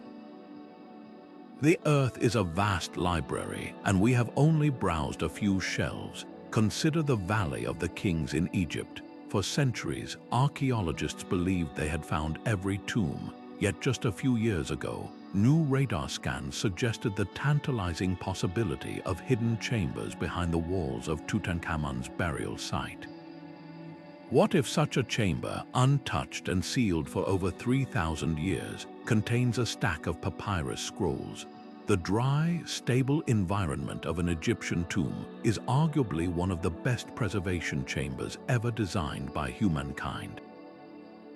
A discovery like that could offer a completely unblemished look at Egyptian literature, science, or history, free from the alterations of later copyists. Then there are the lost libraries of the ancient world, legends that have fueled the dreams of historians for generations. The Library of the Moscow Tsars, or the legendary collection of Ivan the Terrible, is said to contain priceless manuscripts and scrolls looted from the libraries of Constantinople, hidden away in a secret underground vault to protect them from invaders. Despite numerous searches within the Kremlin and beneath the streets of Moscow, this bibliographic holy grail has never been found. Similarly, in the sands of Mesopotamia, the ruins of great cities like Nineveh still hold their secrets. The Library of Ashurbanipal was a stunning find, but who is to say another royal archive doesn't lie buried beneath the same mounds, waiting for a new generation of technology to reveal its location? The quest for these treasures is no longer reliant solely on a scholar's intuition and a shovel. Today's archaeologists are equipped with a suite of tools that would seem like science fiction to their predecessors. Ground-penetrating radar sends pulses of energy into the earth, mapping out subterranean anomalies, voids that could be tombs, foundations that could be libraries. Drones equipped with LiDAR sensors fly over dense jungles, digitally stripping away the canopy to reveal the ghostly outlines of cities never recorded on any map. And artificial intelligence is now being trained to sift through this massive influx of geological and geographical data, identifying patterns and promising sites with a speed and accuracy no human team could ever match. These technologies are turning speculation into targeted search, dramatically increasing the odds that the next great discovery is just around the corner. Every new find has the potential to be a revolution in a jar. Imagine unsealing a clay vessel from a forgotten Mesopotamian archive and finding scrolls that used an entirely unknown ink recipe, perhaps one based on a mineral or plant extract that we never knew the ancients used. Such a discovery would completely reshape our understanding of their chemical knowledge and trade networks. Or perhaps we'll find a scroll that details, in its own words, the preservation techniques employed by its scribes, a first-century conservation manual.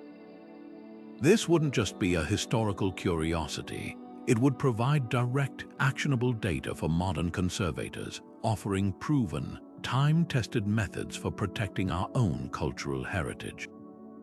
Each new scroll is a data point, and the more we have, the better we can understand the rules of long-term survival. This endless potential for discovery is what keeps the field of archaeology so vibrantly alive. It's a discipline built on a beautiful paradox. It studies the past but is perpetually focused on the future. The thrill of the hunt, the possibility that the very next dig could unearth a text that rewrites history, is a powerful force that draws in new generations of scholars and scientists. It's a reminder that our knowledge of the ancient world is not a static monument but a living, breathing, and ever-expanding field of study. The final chapter on ancient preservation has not been written. In fact, we may only be composing the introduction. There's something profoundly humbling about holding a fragment of a 2,000-year-old text and realizing you are reading the exact same words that someone pored over in a scriptorium or a library 2 millennia ago. This isn't a copy or a translation of a copy. This is the original object, the very parchment they touched, the precise ink they mixed. It creates a connection that feels almost like a breach in the fabric of time, a direct line to a human mind that wrestled with many of the same fundamental questions we do today. The survival of these scrolls does more than just fill in historical gaps. It challenges our modern assumption of superiority, forcing us to acknowledge that intellectual ambition, artistic brilliance, and a deep understanding of the natural world are not inventions of our era but constants of the human experience. This tangible link to the past allows for a conversation across the centuries. When we read a philosophical argument from a charred Herculaneum scroll, we are not just learning about Epicureanism, we are engaging in a dialogue with Philodemus himself. When we decipher a psalm from the Dead Sea Scrolls, we are hearing the same devotional words that comforted a community living in a time of upheaval. The ink becomes a vessel carrying not just information but emotion, belief, and personality. It collapses time, making the ancient world feel immediate and its inhabitants relatable. We see their jokes, their legal disputes, their grocery lists, and their prayers, and we recognize ourselves in them. This connection is the ultimate triumph over oblivion, a defiance of the silence that normally swallows generations whole. This desire to speak to the future, to achieve a form of immortality through the written word, was a conscious driving force for many ancient authors. The Roman poet Horace famously ended one of his odes with the line, "I have finished a monument more lasting than bronze." He wasn't referring to a statue or a grand building, he was talking about his poetry. He believed that his work would outlive any physical structure, continuing to speak to readers long after empires had crumbled into dust. The scribes who meticulously copied texts, the librarians who organized them, and the communities who hid them were all participating in this grand project. They were building monuments not of stone but of ideas, investing their labor in the faith that knowledge itself was the most valuable legacy one could leave behind. The sheer resilience of these documents adds a layer of awe to their message. They have survived not just the gentle erosion of time, but volcanic eruptions, wars, religious purges, and centuries of sheer neglect. Their survival is a testament to a stubborn, universal human urge to preserve truth and beauty against all odds. It speaks to a deep-seated curiosity, a need to understand our world and our place within it that is so powerful it compels us to take extraordinary measures to safeguard that understanding for those who come after us. This continuity of curiosity bridges the gap between an Egyptian priest preserving a ritual and a modern scientist using a particle accelerator to read it, uniting them in a common, timeless endeavor. This reality also forces us to confront our own place in this long chain of knowledge. If these ancient societies, with their simpler technologies, could successfully preserve their most critical ideas for thousands of years, what does that say about our own responsibility? In an age of digital data that can become corrupt or obsolete in a decade, and of paper that can acidify and crumble within a century, we are faced with a profound ethical question. Are we being good ancestors? Are we ensuring that the most vital knowledge and culture of our own time will be accessible to people 1,000 years from now? The ancient scrolls hold up a mirror showing us that preservation is not a technical challenge alone, but a moral one, a commitment to the future rooted in respect for the past. The allure of these ancient time capsules extends far beyond academic journals and museum archives, weaving itself deeply into the very fabric of our modern popular culture. This enduring fascination is a testament to a universal human yearning, the desire to uncover lost wisdom and connect with voices from the distant past. We see this captivation vividly brought to life in blockbuster films like Agora, which dramatizes the life of the philosopher Hypatia and the final days of the Great Library of Alexandria, portraying it as the ultimate repository of ancient knowledge, its loss a haunting tragedy that still resonates today. Similarly, the adventure genre is filled with quests for mythical scrolls, from the classic Indiana Jones films to video games like Assassin's Creed Origins, where players can virtually explore a beautifully rendered Alexandria and even enter its legendary library. These stories, while often romanticized, capture the imagination of millions, transforming complex historical narratives into compelling tales of adventure and discovery. They may take creative liberties, but they succeed in introducing a mass audience to the profound drama of historical preservation and loss, making the fate of ancient texts feel immediate and thrilling. This cultural influence is equally potent in the realm of literature and art, where the physical form of the scroll itself has become a powerful symbol. In fantasy epics from The Lord of the Rings to Game of Thrones, ancient prophecies and royal decrees are almost always presented as scrolls, not books. This is a deliberate stylistic choice that authors and designers use to instantly communicate a sense of age, authenticity, and sacred knowledge. The act of unrolling a scroll feels more ceremonial and momentous than simply opening a book. It suggests a direct, unedited line to the past. This motif taps into a shared understanding that scrolls represent primal, original knowledge, the kind of foundational truths that might be diluted or lost in later copies. By using this imagery, modern storytellers are unconsciously borrowing the authority and permanence that these ancient objects represent, grounding their fictional worlds in a texture that feels historically weighty and real. Perhaps the most fascinating modern parallel is the conceptual link between ancient preservation techniques and our current digital crisis. As our society rapidly transitions to a digital footprint, we are facing a surprising new challenge: digital obsolescence.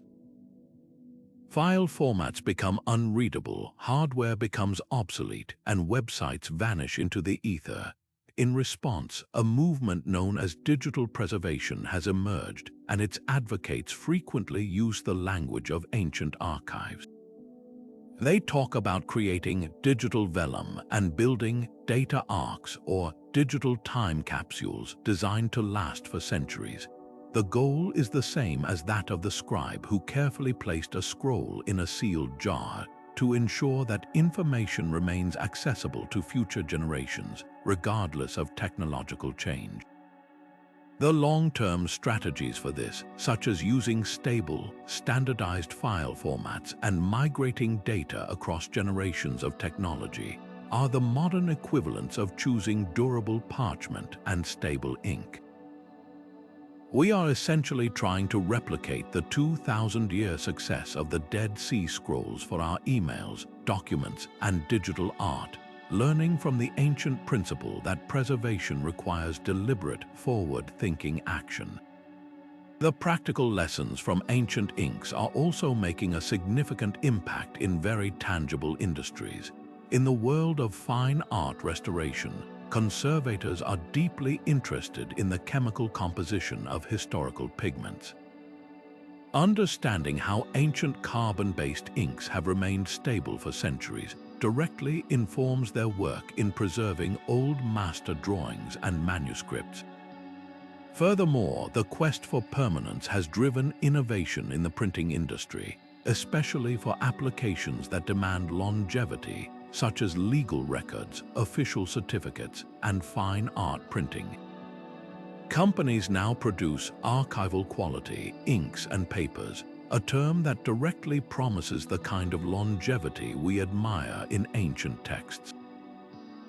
These modern pigments are often tested for lightfastness and chemical stability, undergoing rigorous aging tests to ensure they won't fade or degrade, a process of quality control that echoes the empirical trial and error of ancient ink makers who knew their recipes had to stand the test of time.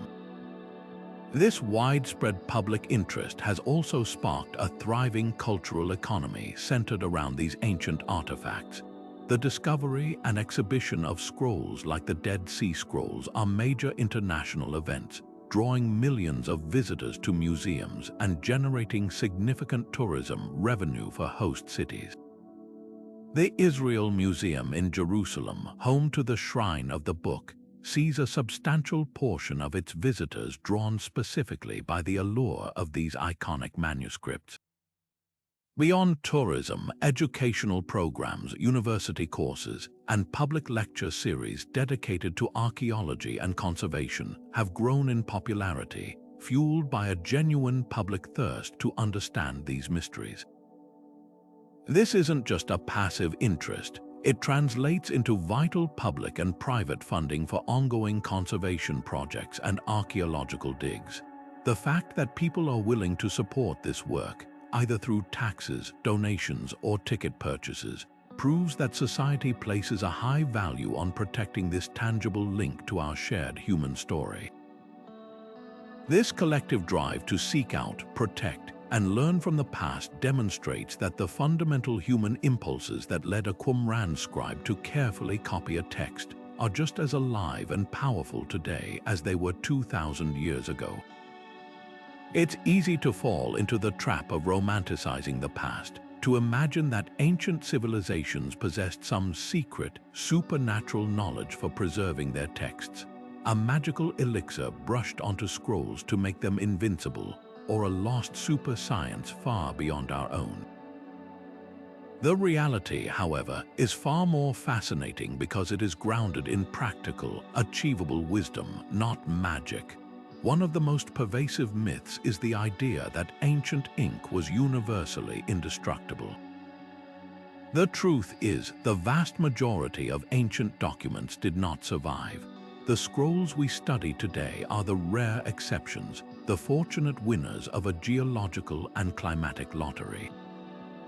For every Dead Sea Scroll discovered perfectly preserved in a jar, countless others across the ancient world turned to dust in damp basements, were consumed by insects in attics, or simply wore out from constant use and were discarded.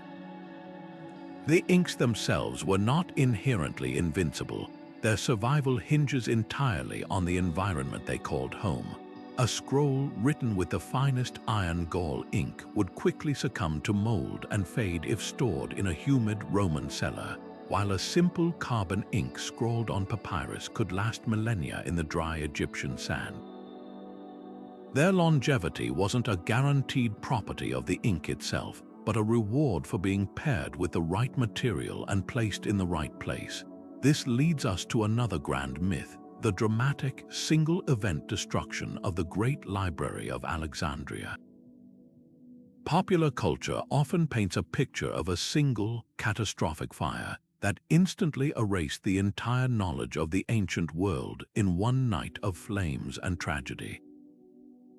While the library did suffer from several fires throughout its long history, including a famous incident during Julius Caesar's civil war, its decline was not a sudden event but a slow, complex process of neglect, budget cuts, and shifting political priorities over centuries. The idea of one vast repository containing every book in the world is itself an exaggeration. It was likely a collection of several buildings and storerooms. Its gradual fading was less about a villainous act of arson and more about the mundane tragedy of declining interest and funding for maintaining such a colossal institution. This myth, though romantic, obscures the real lesson.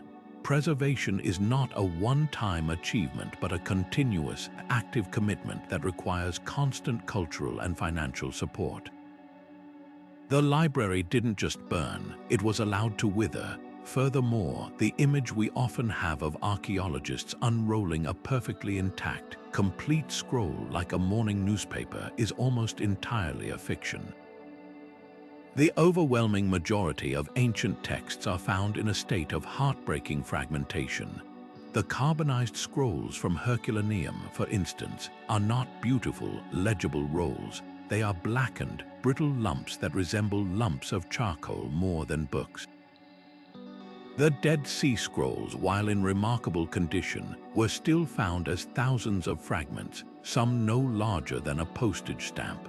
Modern conservators and scholars then face a monumental task, a puzzle of unimaginable complexity. They must carefully soften, separate, and piece together these fragments using everything from sophisticated digital imaging to steady hands and magnifying glasses.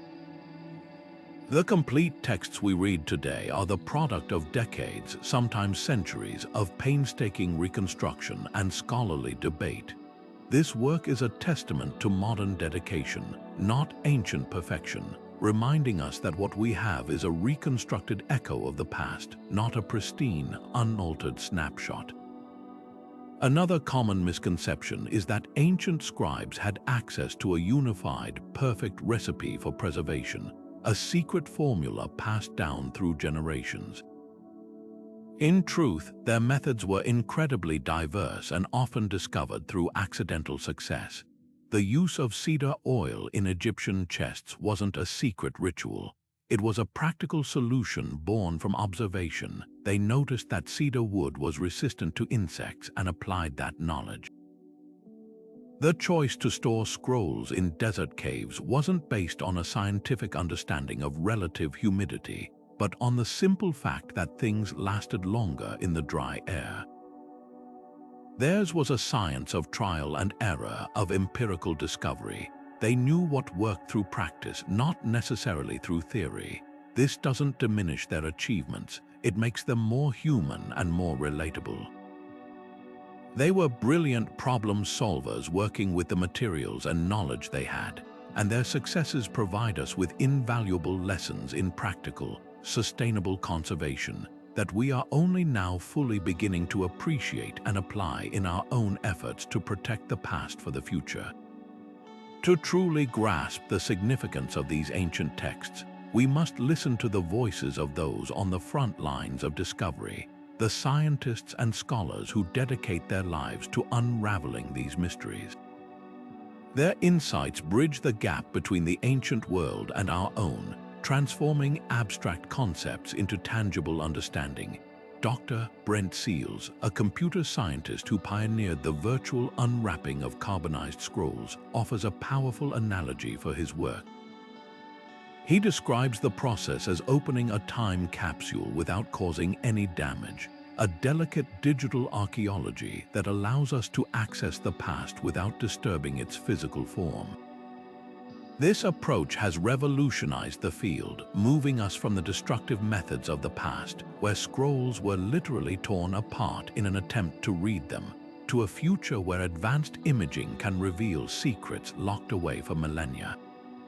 Seals' work on the Herculaneum papyri is a testament to this, using particle accelerators and artificial intelligence to detect the faintest trace of ink on charcoal-blackened papyrus, proving that technology can be the key to unlocking history rather than a barrier to it. From the realm of chemistry, Dr. Ira Rabin provides a crucial perspective on the materials themselves.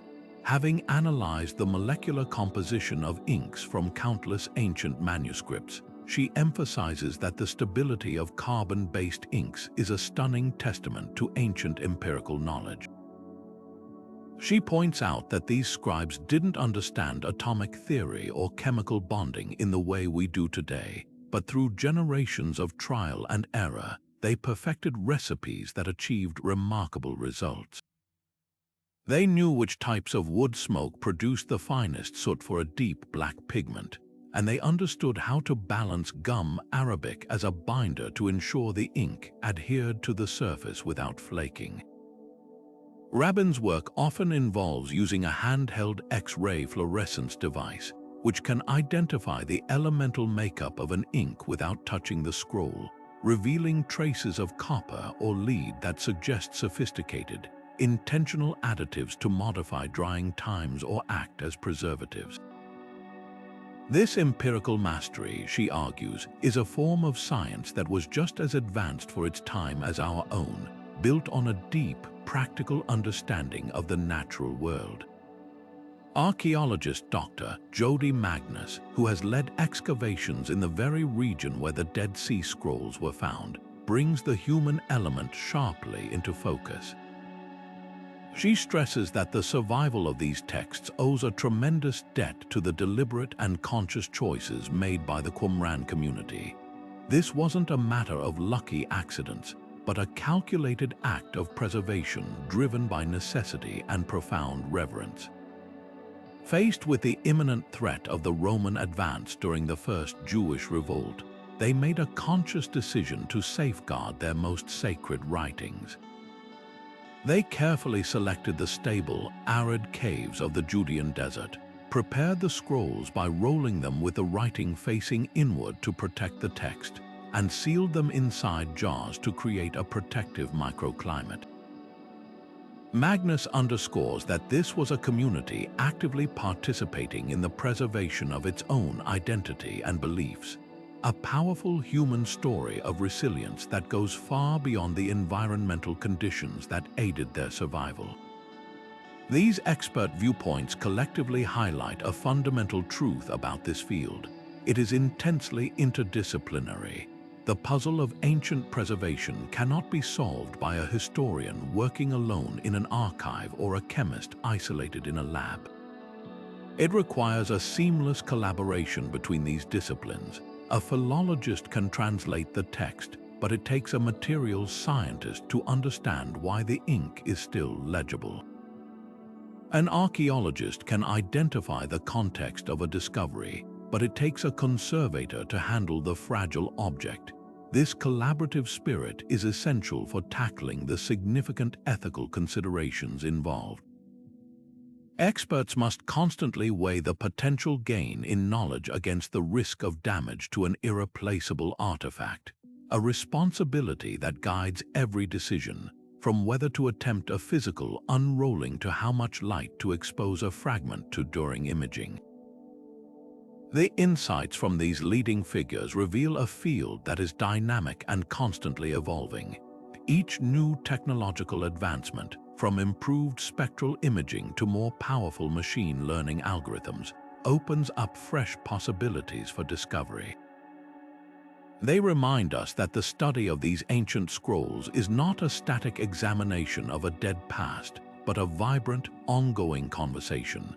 It is a collaborative effort that spans the globe, connecting specialists in computer science with experts in ancient languages, and all of them with the artisans and scribes of the ancient world whose ingenuity made the entire conversation possible. This shared pursuit of knowledge across centuries and disciplines is what ultimately allows these fragile voices from the past to continue speaking to us today.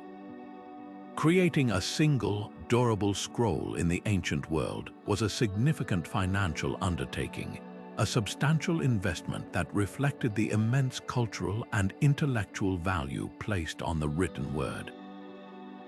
The process began with the raw materials. A single large sheet of quality papyrus imported from the Nile Delta was not cheap, but for a scroll meant to last, the real expense was parchment. Producing a single sheet of fine parchment required the skin of a calf, sheep, or goat. This meant not only the cost of the animal itself, but also the loss of its potential for milk, meat, or labor. Then came the lengthy, labor-intensive preparation process involving soaking, liming, scraping, and stretching, which could take a skilled craftsman days or even weeks to complete for a single large skin. The inks, too, were crafted from specific, sometimes rare ingredients, oak galls, specific minerals, or the finest lampblack, each adding to the final cost. When you factor in the weeks or months of a highly trained scribe's labor, the total expense for a substantial scroll in ancient Rome could easily be equivalent to weeks, if not months, of a laborer's wages. This was not an item for casual use. It was a luxury good, a prestige object, and a sacred vessel, its very cost ensuring it would be treated with care and preserved for important matters. This high economic barrier meant that the act of preservation was intrinsically linked to power and wealth. Who could afford to create and maintain a library? States, temples, and the ultra-wealthy elite. The famous Library of Alexandria, for all its legendary status, was fundamentally a project funded by the vast resources of the Ptolemaic dynasty, a massive state-sponsored investment in consolidating knowledge and cultural power. Similarly, the Dead Sea Scrolls represent a significant communal investment for the Qumran sect. The community had to sustain the herds of animals, support the parchment makers, and provide for the scribes who dedicated their lives to copying and preserving their sacred texts. This was not a hobby, it was a core function of their society funded through their collective resources. Temples across the ancient world, from Egypt to Mesopotamia, often had specific budget lines and dedicated priesthoods responsible for the upkeep of their textual collections. The cost of preservation was simply seen as a necessary expense for maintaining divine order, recording laws, and ensuring the continuity of cultural identity. The economics reveal a clear priority.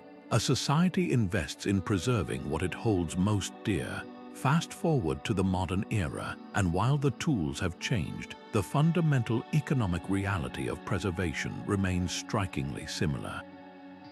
It is still a costly endeavor, now funded by a different set of patrons: governments, universities, private foundations, and public grants. The project to digitally unwrap the carbonized Herculaneum papyri using a particle accelerator and advanced artificial intelligence is a multi-million-dollar effort. The technology itself is astronomically expensive, and it requires teams of highly specialized computer scientists, physicists, and philologists, all of whom represent a significant investment of human capital. Digitizing a single collection like the Dead Sea Scrolls involves custom-built imaging systems, climate-controlled laboratories, and years of painstaking work by conservators and photographers. The ongoing cost of storing these digital assets in secure, backed up, and migration-ready formats adds another perpetual layer of expense. Modern preservation is a high-tech enterprise with a correspondingly high-tech price tag. Yet the value assigned to these ancient objects has, if anything, skyrocketed. While they are legally considered priceless and are almost never sold on the open market, their cultural and economic impact is immense. A museum that houses a Dead Sea Scroll fragment instantly becomes a major international destination, attracting tourism, scholarly conferences, and global prestige.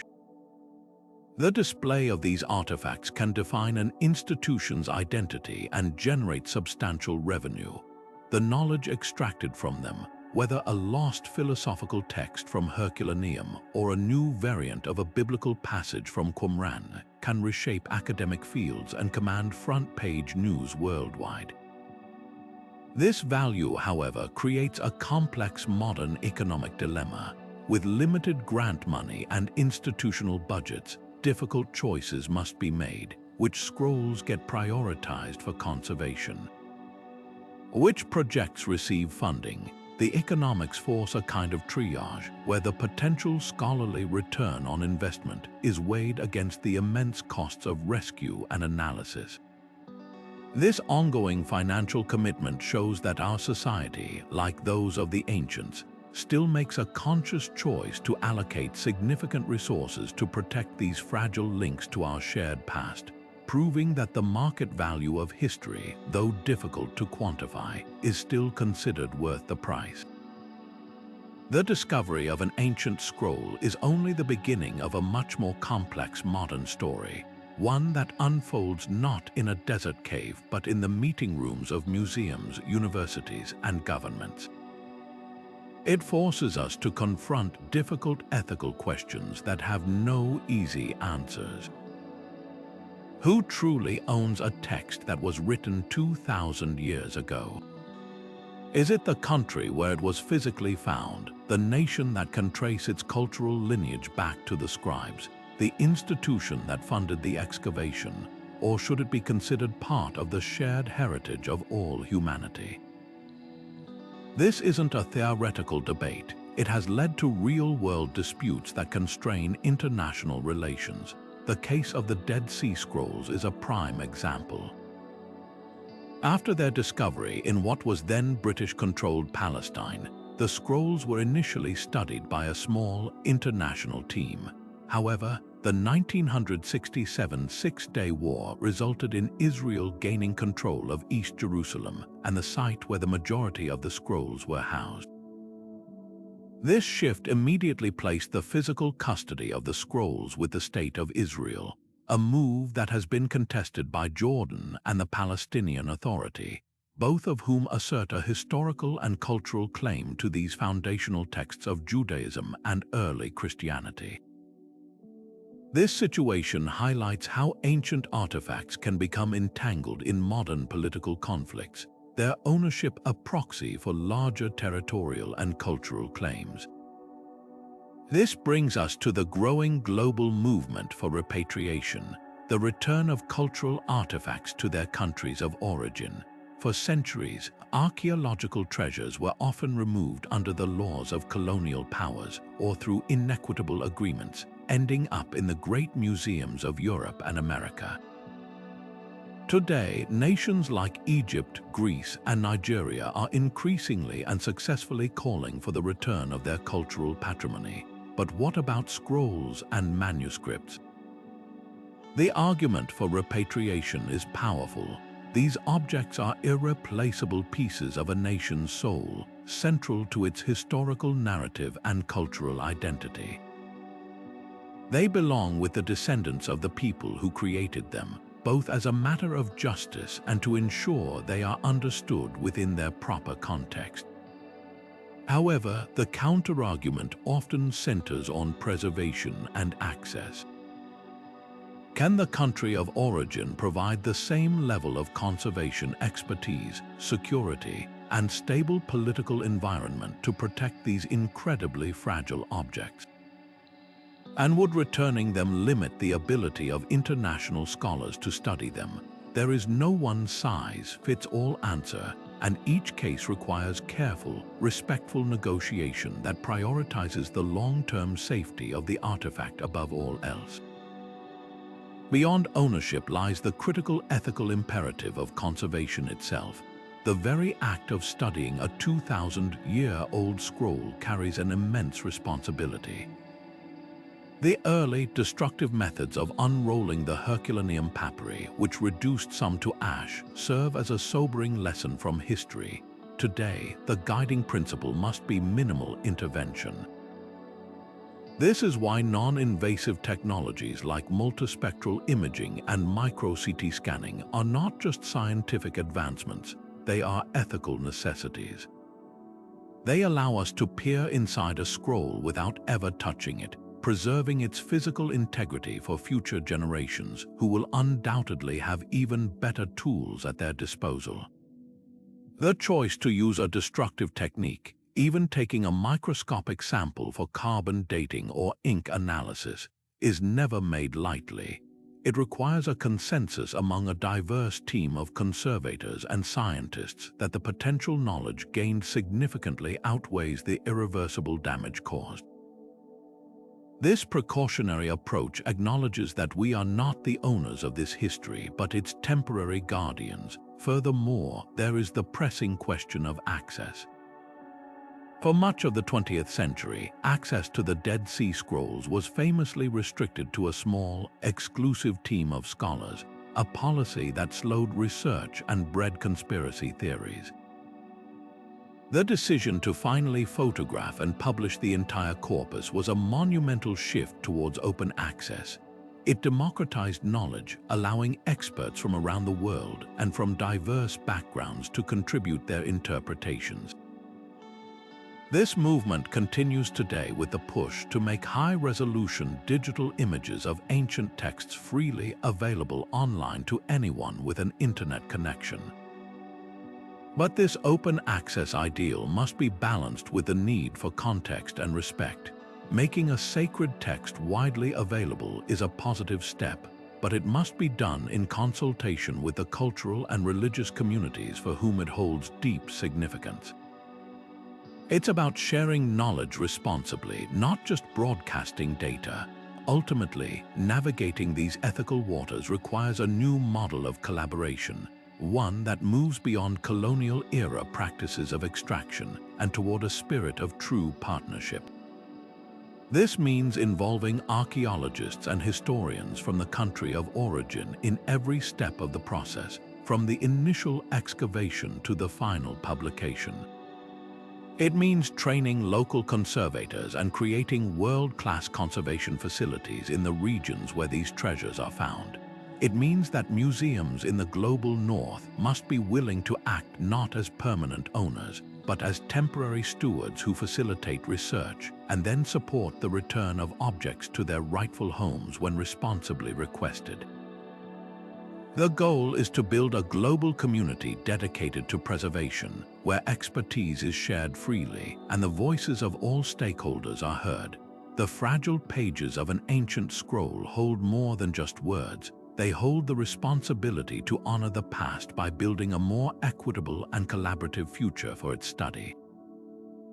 The evolution from ancient preservation wisdom to today's digital frontier represents not a break from the past, but a breathtaking acceleration of the same core mission, safeguarding knowledge for the future.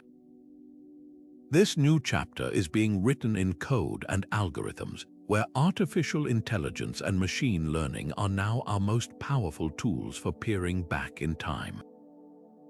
These technologies are tackling challenges that once seemed utterly insurmountable, like the carbonized scrolls from Herculaneum. For centuries, these artifacts were like beautiful, locked boxes with no key. Physically unrolling them meant destroying them, but now we don't need to unroll them at all. Through a brilliant crowdsourced initiative called the Vesuvius Challenge, high-resolution CT scans of these scrolls were made available to a global community of researchers and tech enthusiasts. The goal was to train AI algorithms to detect the incredibly subtle texture of ink on the equally carbonized papyrus, a visual difference invisible to the human eye.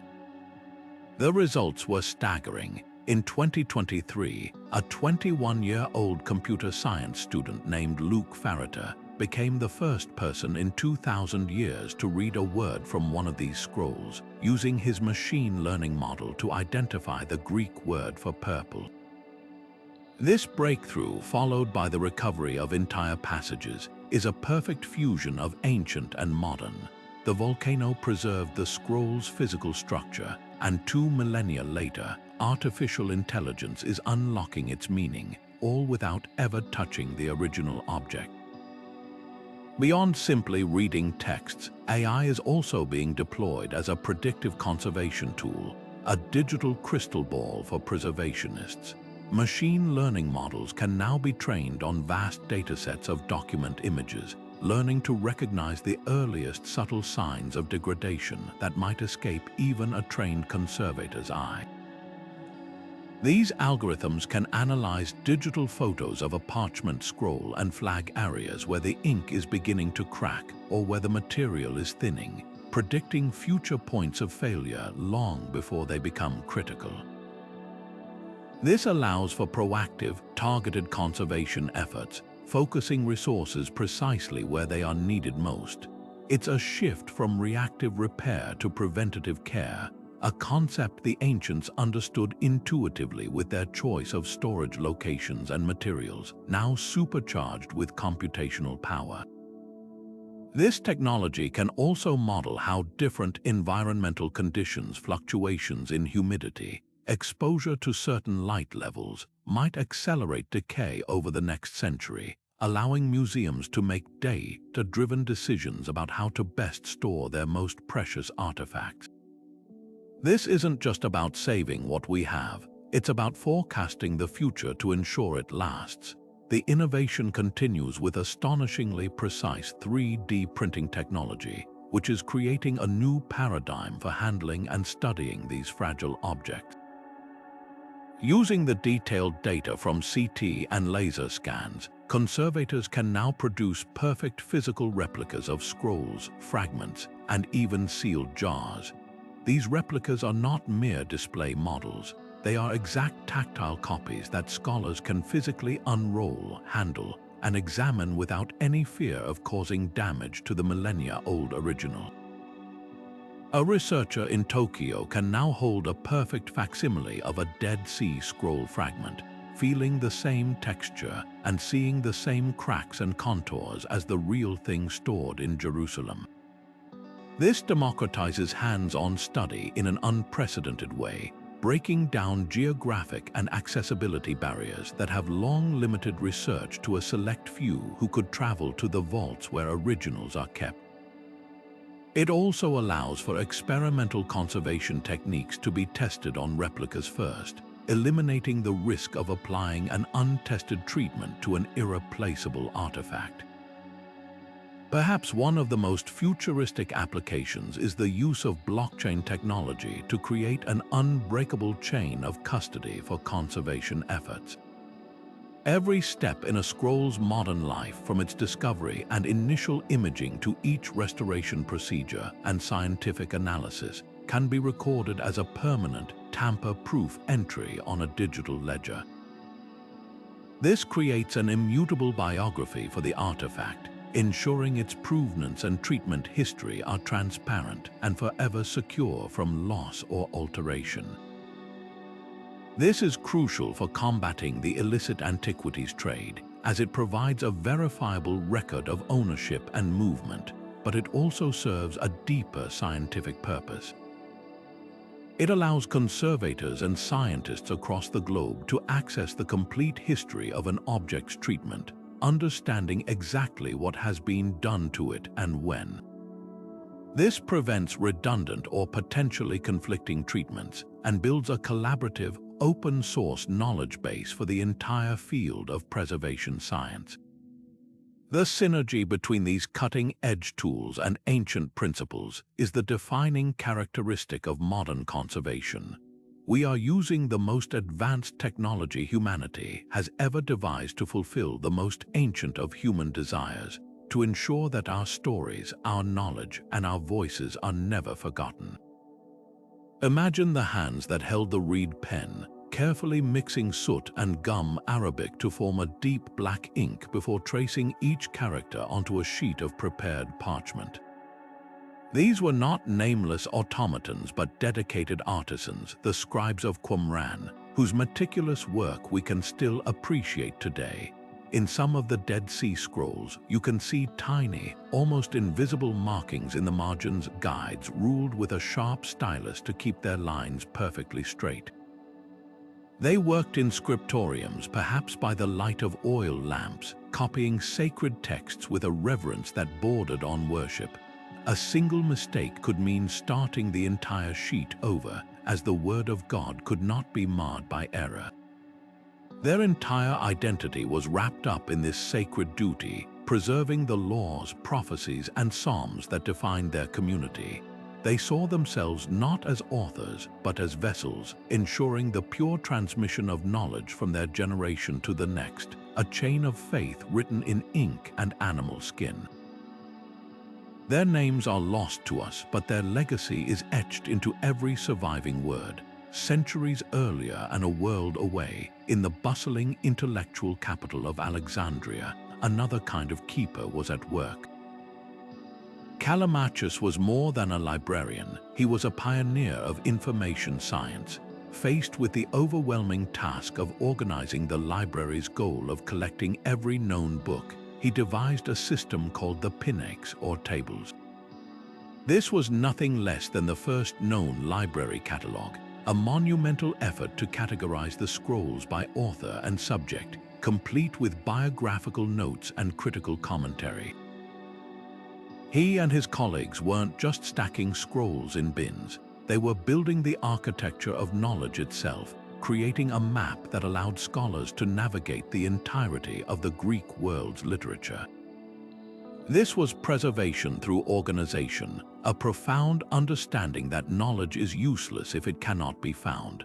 The librarians of Alexandria were the guardians of this system, protecting the scrolls from the humid Mediterranean air, repairing damaged edges, and tirelessly copying deteriorating texts to ensure their survival. They stood on the front lines of preservation, their daily diligence safeguarding the collective wisdom of the ancient world.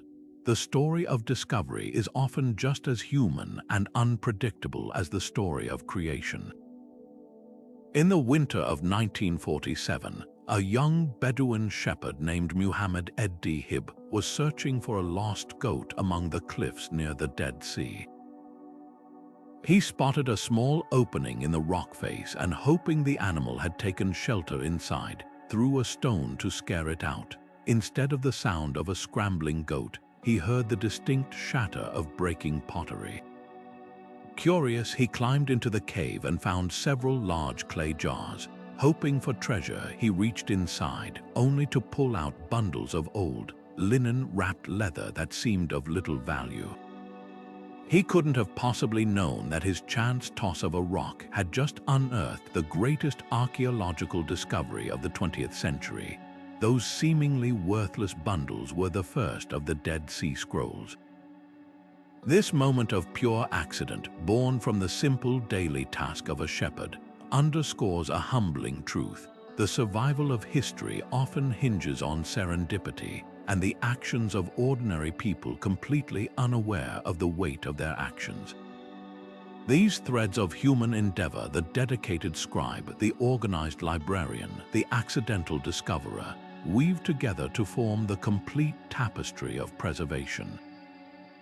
It is a story that spans millennia and continents, connecting a Jewish sectarian copying scripture in a desert community to a Greek scholar cataloging epic poetry to a Bedouin boy simply looking for his goat. Each played an indispensable role in the chain of custody that delivered these ancient words to our modern doors. They remind us that behind every brittle scroll and faded line of text, there is a human story of passion, diligence, or sheer luck. This history was not preserved by faceless forces, but by individuals who made choices, both grand and mundane, that collectively defied the entropy of time. Their lives remind us that preservation is not an abstract scientific principle, but a fundamentally human impulse, the deep-seated desire to speak to the future and to be remembered.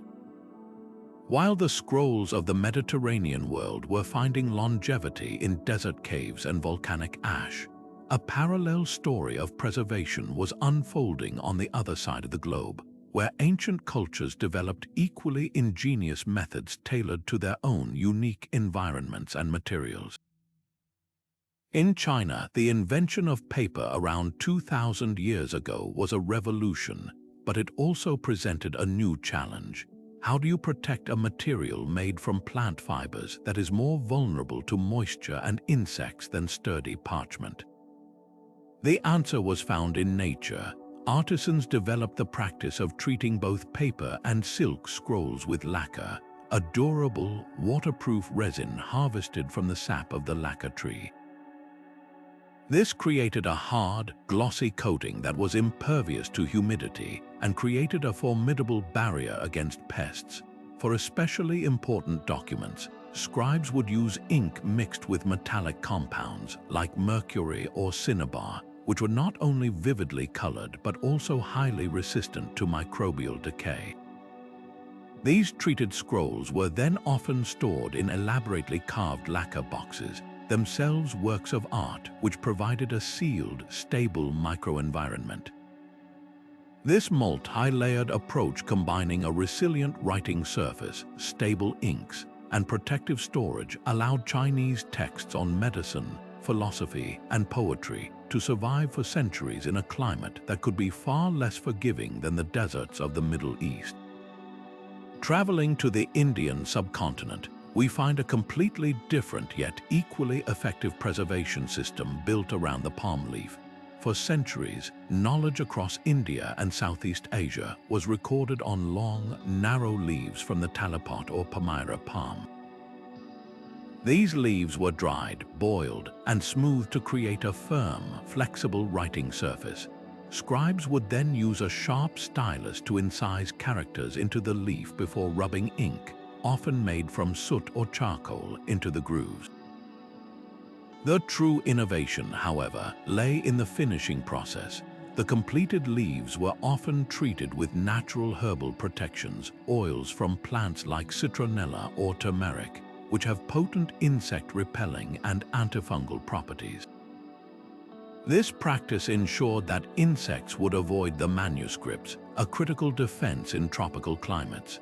To assemble a book, a stack of these prepared leaves would be carefully bundled together and placed between two protective wooden boards, often ornately carved. A cord would be threaded through a hole in the entire stack to hold it securely. This design was not only practical but also protective, keeping the leaves flat, aligned, and shielded from physical damage and light. These palm leaf libraries, stored in the cool, dark interiors of temples, have preserved vast repositories of knowledge on mathematics, astronomy, and epic literature like the Ramayana. Across the Pacific, the Mesoamerican civilizations developed their own unique form of the codex, using a writing surface unknown elsewhere in the world, amate, a paper-like material made from the beaten bark of fig trees. The Maya and Aztecs created long, folded books from this bark paper, which they coated with a thin layer of white plaster or lime wash to create a smooth, bright surface for writing. Their inks were vibrant organic pigments derived from plants, minerals, and even insects, producing brilliant reds, blues, and blacks. While the humid jungles and Spanish conquest led to the destruction of most of these codices, the ones that survived offer clues to their preservation. The most famous, like the Dresden Codex, were likely kept in dry, sealed caves or in the inner sanctums of temples, where the stable darkness and lower humidity could slow decay.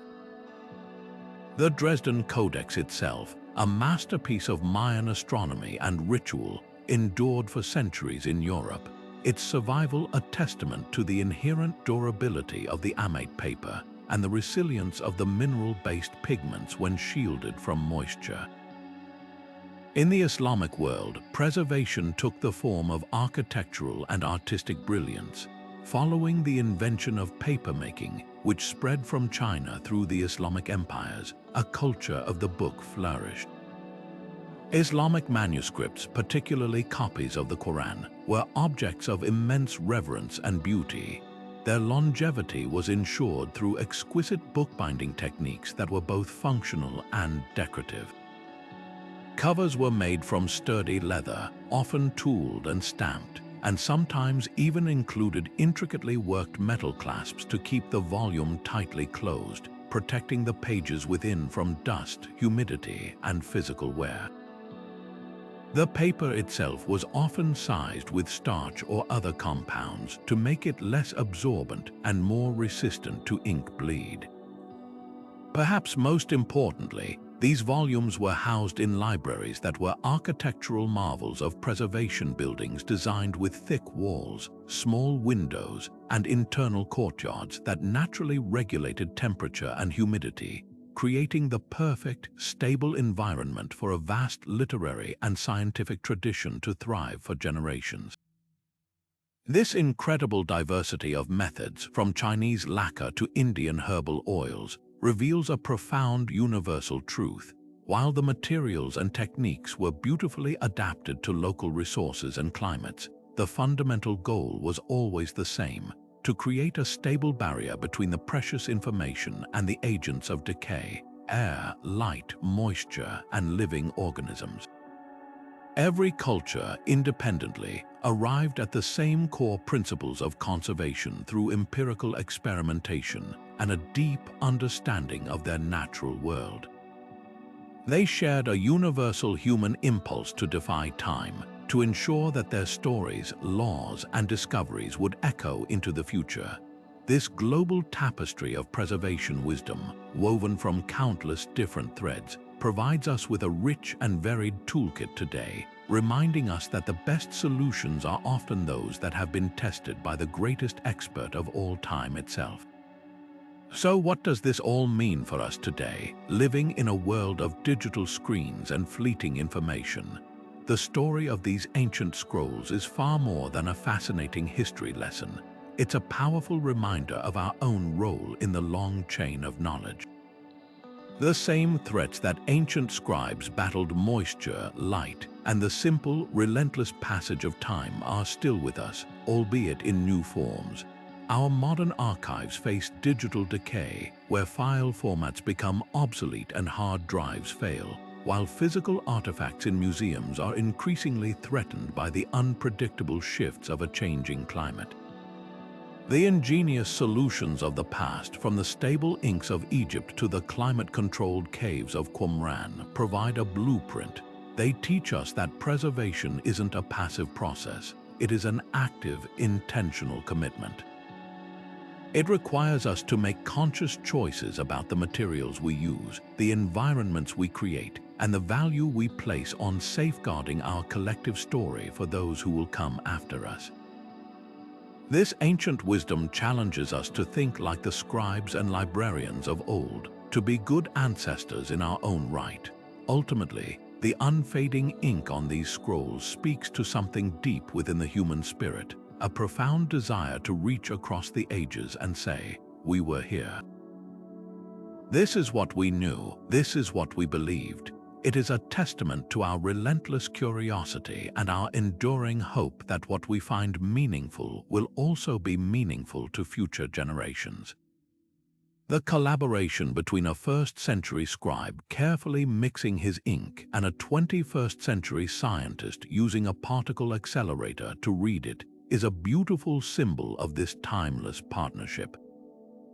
It shows that the quest to understand and preserve is one of our most noble endeavors. We are all temporary guardians of a vast and fragile inheritance. So let's carry that responsibility with care, curiosity, and a sense of wonder. If you've enjoyed this journey into the science and stories behind history's most resilient texts, be sure to subscribe and hit the bell for more deep dives into the past. We'd love to hear which ancient mystery you think we should explore next. Let us know in the comments below. Thank you for